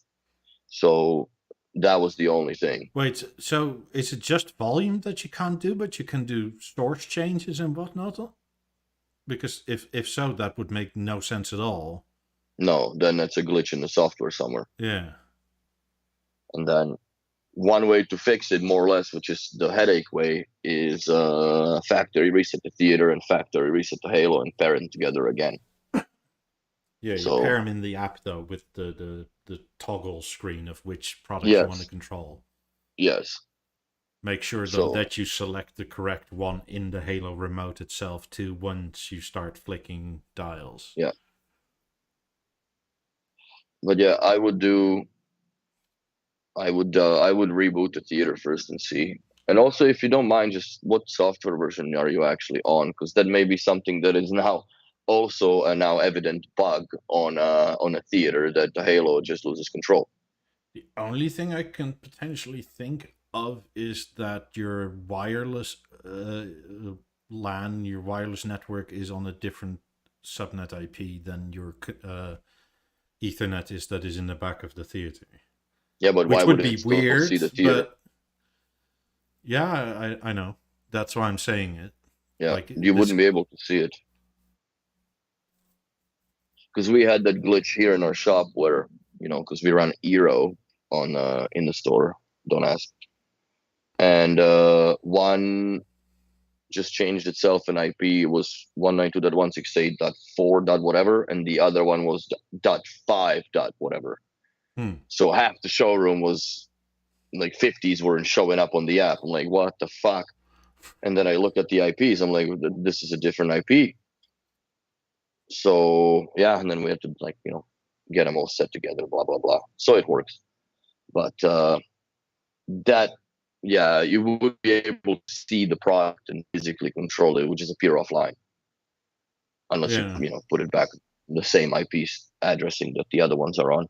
But that doesn't make any sense, man. I would, I would reset the Halo, because that's the least headache-inducing procedure, depending on how many speaker or listening presets you have set up in your theater. I'm presuming it's going to be a few, like since a you have toothpick or something to pry the plastic thing off the front, because the reset button is in front of that. What is it? If you hold it 3 to 5 seconds, it's reboot. If you hold it for 8 to 15, it's reset. It resets, which is quite different because you have to do the whole startup thing. Yes. Again. But I would just do it through the app. I would reset it from the app, remove it from the app, and then re-add it to the app. Yeah.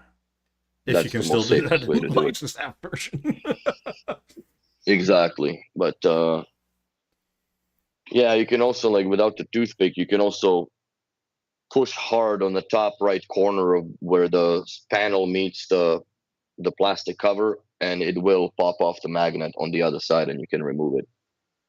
It is easier on some than other Halos that I had come across, and I really chalk that up to just the difference in strength of those magnets that they are using. Some have a little more juice than the other ones. They all both hold the same, but some are harder to peel it off. But so. A guy just sent me this because I said BMW, right?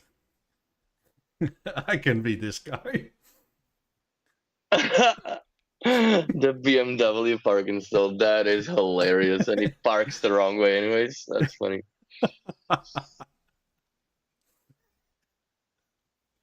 Oh my god, it's funny. That's actually still hard to do in this country because these parking lots here are made for these enormous trucks. You don't need to double park, really. No. Especially if you go to Costco, because Costco has like at least 2-foot divider in between the cars, and then the parking stalls, which are enormous.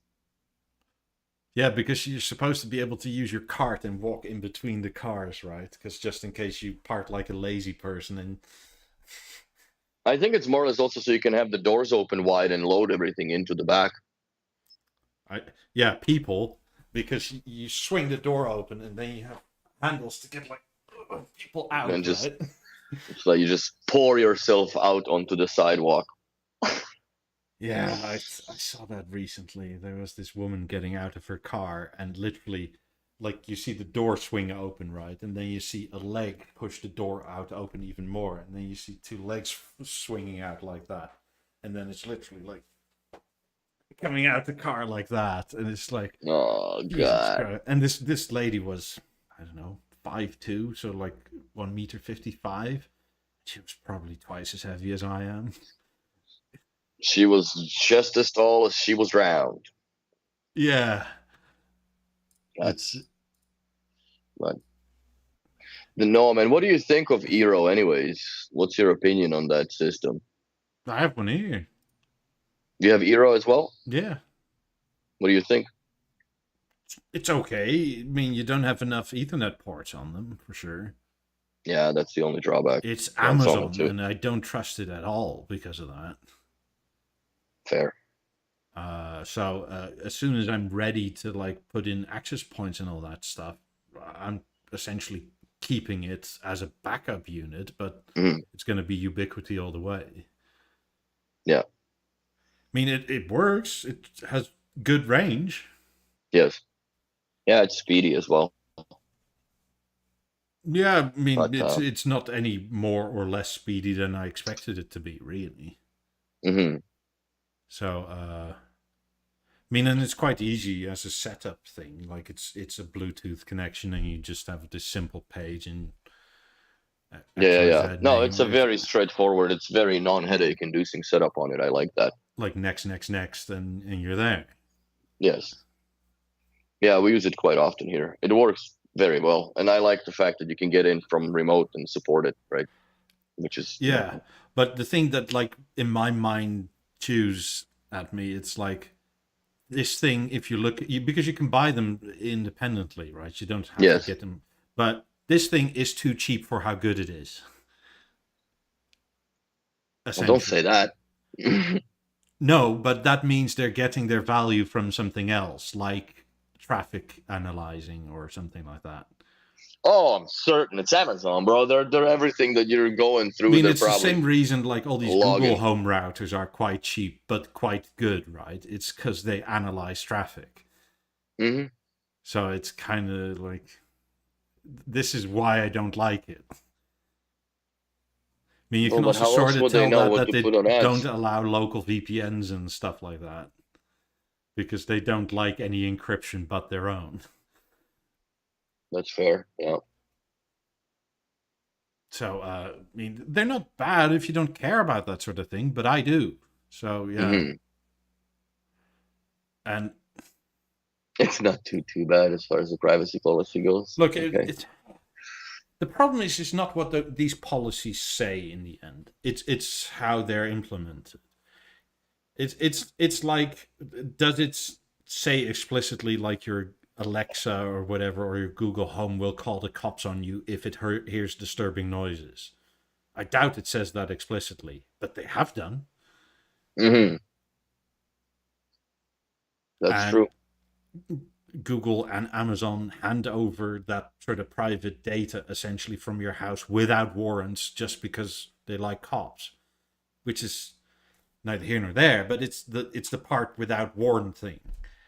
Like, it's essentially saying like, you thought you had privacy, but we had access, so fuck you. Yeah, it's like that though, with everything nowadays, I guess. Yeah, but that's why personally, like I'm saying, like if you don't care about that, then it's a perfectly good product for a reasonable price, right? Like it's actually a good price for what it does. Yes. But if you do care about that sort of privacy thing, then this is not the system for you. Yes. To circle back a little bit to the theater, which I find very interesting with the new product health center update, you actually can go to speakers and you can update the Wisa modules right on the theater. Sweet. Yeah, but it doesn't show it in the app. Like, wouldn't that be something that like you should be able to just see? Like, if you have your speakers connected Wisa to the theater, it should go, okay, you have Beolab 18s there's a new firmware for those. Yeah, no, they can do that now. Somebody on Discord or BeoWorld has had that done recently. I've done it to my speakers, but it doesn't do it automatically. I had to do it through the product health center. Yeah. Because somebody, like, he had to turn on remote control, and Yeah. HQ updated his 17s, I want to say, to the Yeah, I've latest. updated my 18s. Yeah. Because I think Christian said a while ago that if you're on like the first or second revision of Wisa software, your latency is a bit too late on 17s, 18s, 19. Mm-hmm. Like, will it be noticeable? Probably not.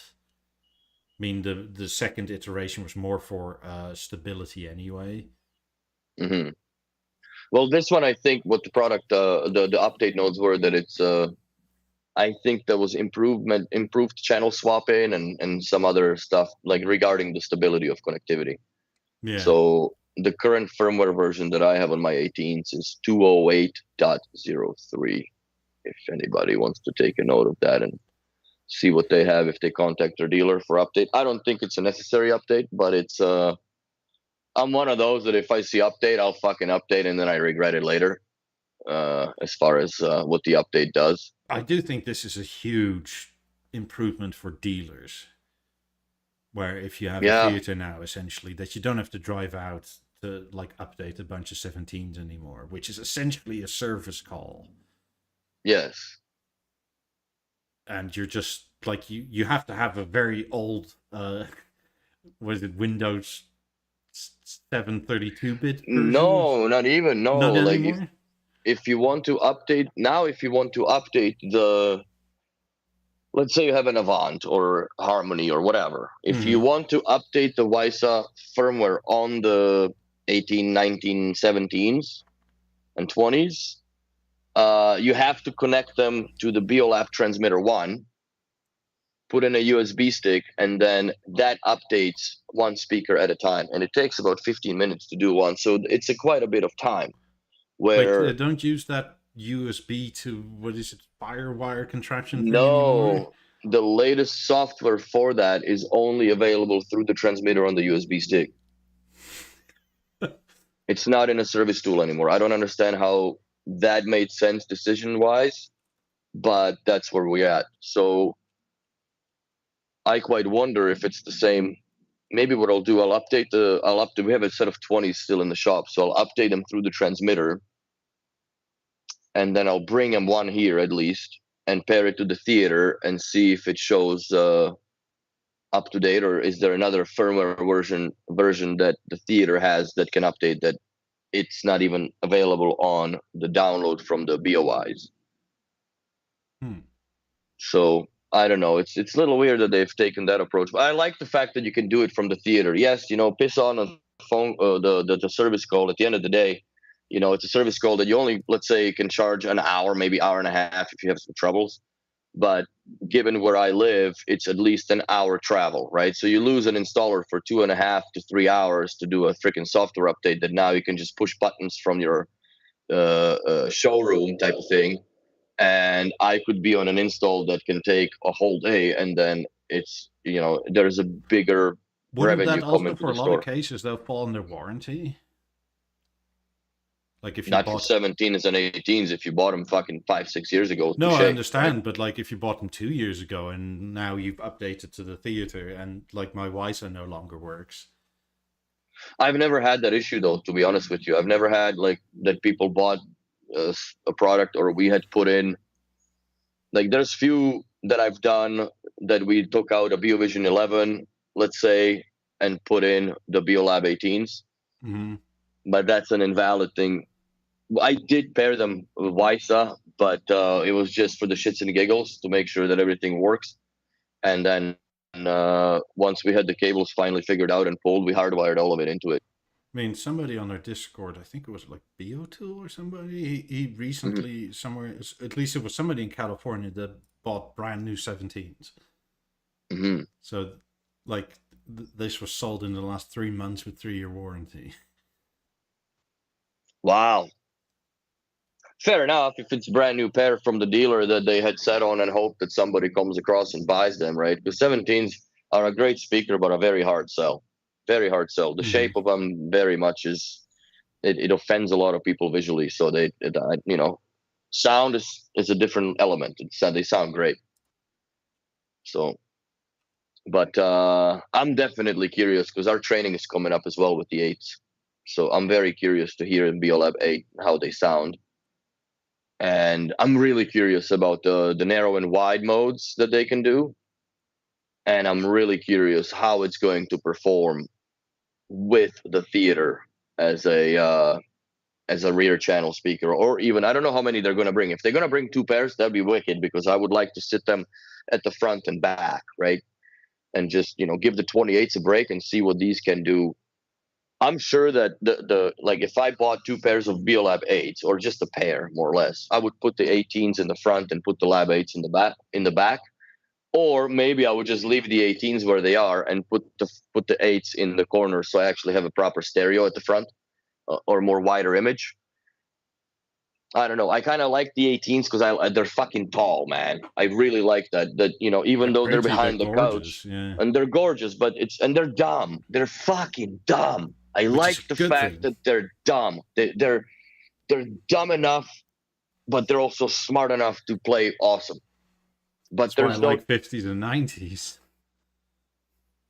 I honestly think that the 100th anniversary product will have the goofy touchpad on it, man. It's gonna be a full blown Mozart Cradle to Grave or whatever it is.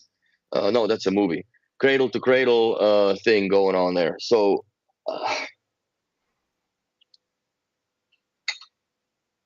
I don't understand why the 18s are not in the category of Cradle to Cradle. They've been around since 2012. They're pulling on 11 years. That's The more than label 10. wasn't invented yet. Exact amount, right? It doesn't make sense. Like it's just a labeling nonsense to make you feel better about something that you bought that's going to last anyways. And I guess it's also I see it more or less like a eco lure for people that are oil conscious or whatever, believe in plastics and such, to not buy cheaper products which you would have to replace more often than, let's say, more sustainable, which is B&O. Again, Yeah. you spend more money for B&O. Like I have a 95 the Beocenter 9000 in behind me still, and there is nothing that is old in it other than the technology, because when you look at it, it looks current. It could look like something that you could have bought 2 years ago. So I just don't understand that goofy cradle to cradle. I hope to Christ that they're not gonna go with the 100-year-old freaking Beogram nonsense. There was enough already of that. They should, I don't know what, they should come up with an audio master of some sorts and just have a streaming engine that is capable, and they need something that plays freaking music that is hands on more than the goofy uh, iPad or the phone interface. And now they just freaking mow the lawn on everybody that was used to this properly. Thanks, AV Solutions. Appreciate that. According to many of the materials, even B&O says the 8s are better than 18s. Which is They going to be... kind of have to be, man. I think, honestly, I don't see 18s being in the portfolio within the next 5 years. It's hard to get... They and iconic and super pretty. Look, the 17s Yes. were better than the 18s in many ways. And they've gone away. Yeah, and the 18s are still here. It's if anybody's heard of anything B&O in the last 20 years, they'd most likely have heard of 8000s or 18s. Yeah, the pencil speakers, as people refer to them. Yeah, it's so iconic, it's hard to get rid of them. Yes. I just hope they don't come up with the Beolab 38, let's say, and they make the 18s with the goofy touchpad on the front and whatever else have you. I don't think. The only way that I would make that speaker more sexy is I would motorize the lens. It would be another $5,000 more on it, whatever. But because B&O tax is real. That's right. B&O tax is real. We both know it. Everybody knows it on this channel. So I would, like if they motorize the lens like on the 50s, that would be sweet. Obviously, hopefully synchronized together, but that would be sweet. So it's just blinking at you every day. But yeah, I agree with Sandeep as well. A9 is not going anywhere. I think now that we're on the 5th generation with the Mozart in it and whatever the Cradle to nonsense, I think that product is impervious to that goofy terminology with the Cradle thing, because that product speaks for itself. The design is timeless. It sounds awesome.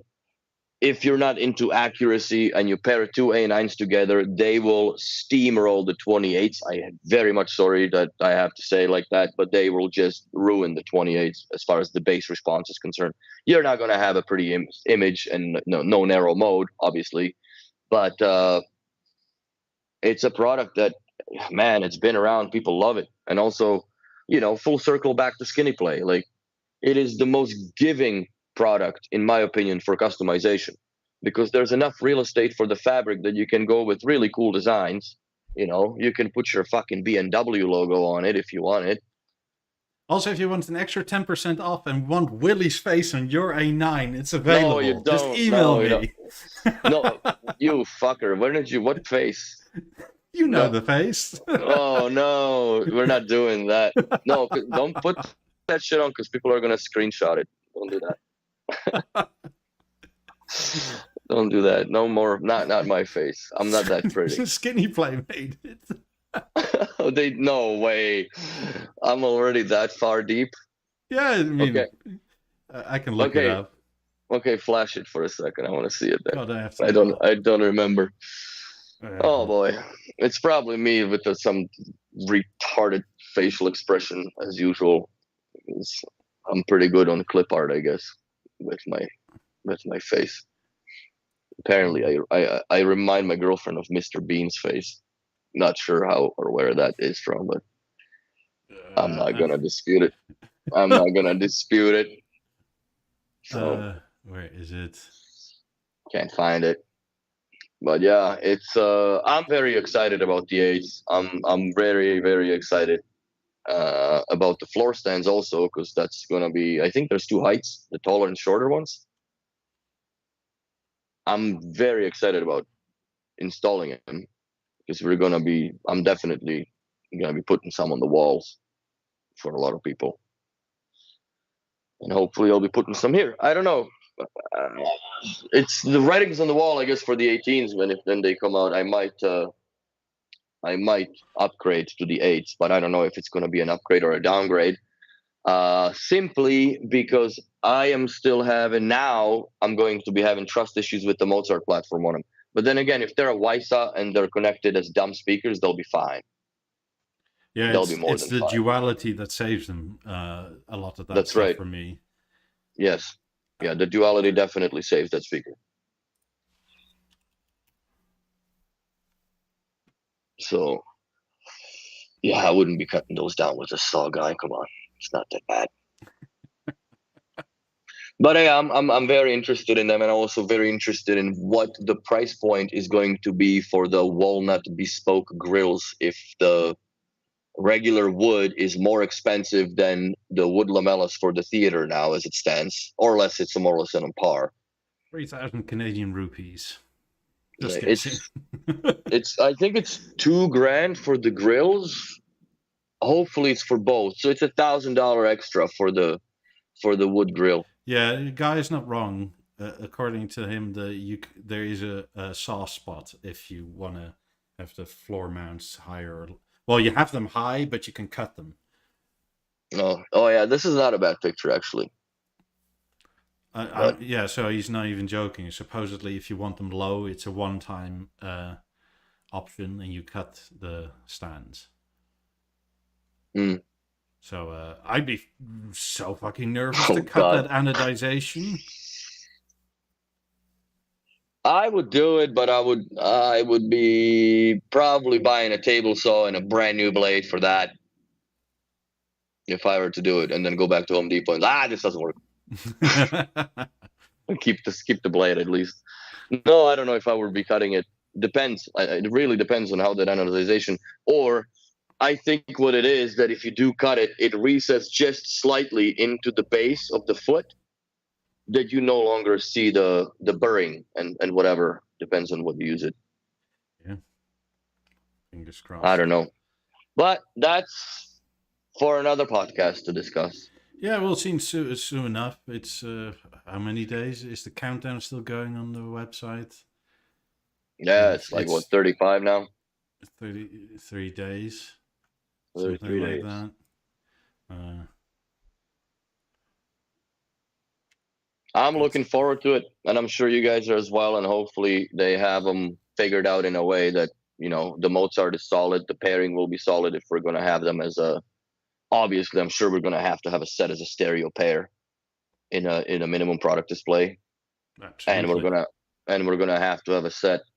Which I think at that point, like even with one set, we can just play the duality of it. Like if you want to, you know, show the speaker on its own without the theater, you can just shut down the theater. Then they go from Wisa mode. Hopefully, they would go to regular, just like the 28s do, so you can play them as a pair. Which to me is completely illogical. But again, for this demo's sake purpose, if you don't have a theater, I understand. But yeah, I'm very much excited about that. I'm really interested in how that narrow wide deal is going to work and how much better it's going to sound with let's say in a narrow mode, like, you know, if you compare it to the 90s or 50s. Obviously not with the volume, but I'm more or less interested in the imaging accuracy with that. So we got 33 more days to officially find out, and I think we got like 2 weeks before I find out and can't talk about it. Maybe I will anyways. Because we're gonna hear them. Yeah, but you know, fix your software for the normal TV watchers. We cannot wait another 2 months for that nonsense. And it's September, so your holidays are over, frick. It's end of or September. Or find a way to roll everybody back. Yeah, because this was it's an oopsie. It was a oopsie poopsie, but I think the biggest oopsie was the currently the app. I think the app is really with the source selection gone. That is insanity. That is an absolute insanity. Yeah. Well, good luck with your line in on your emerge. We'll see you all next week. And thanks for watching. No B&O radio for any of you. Bye. Bye.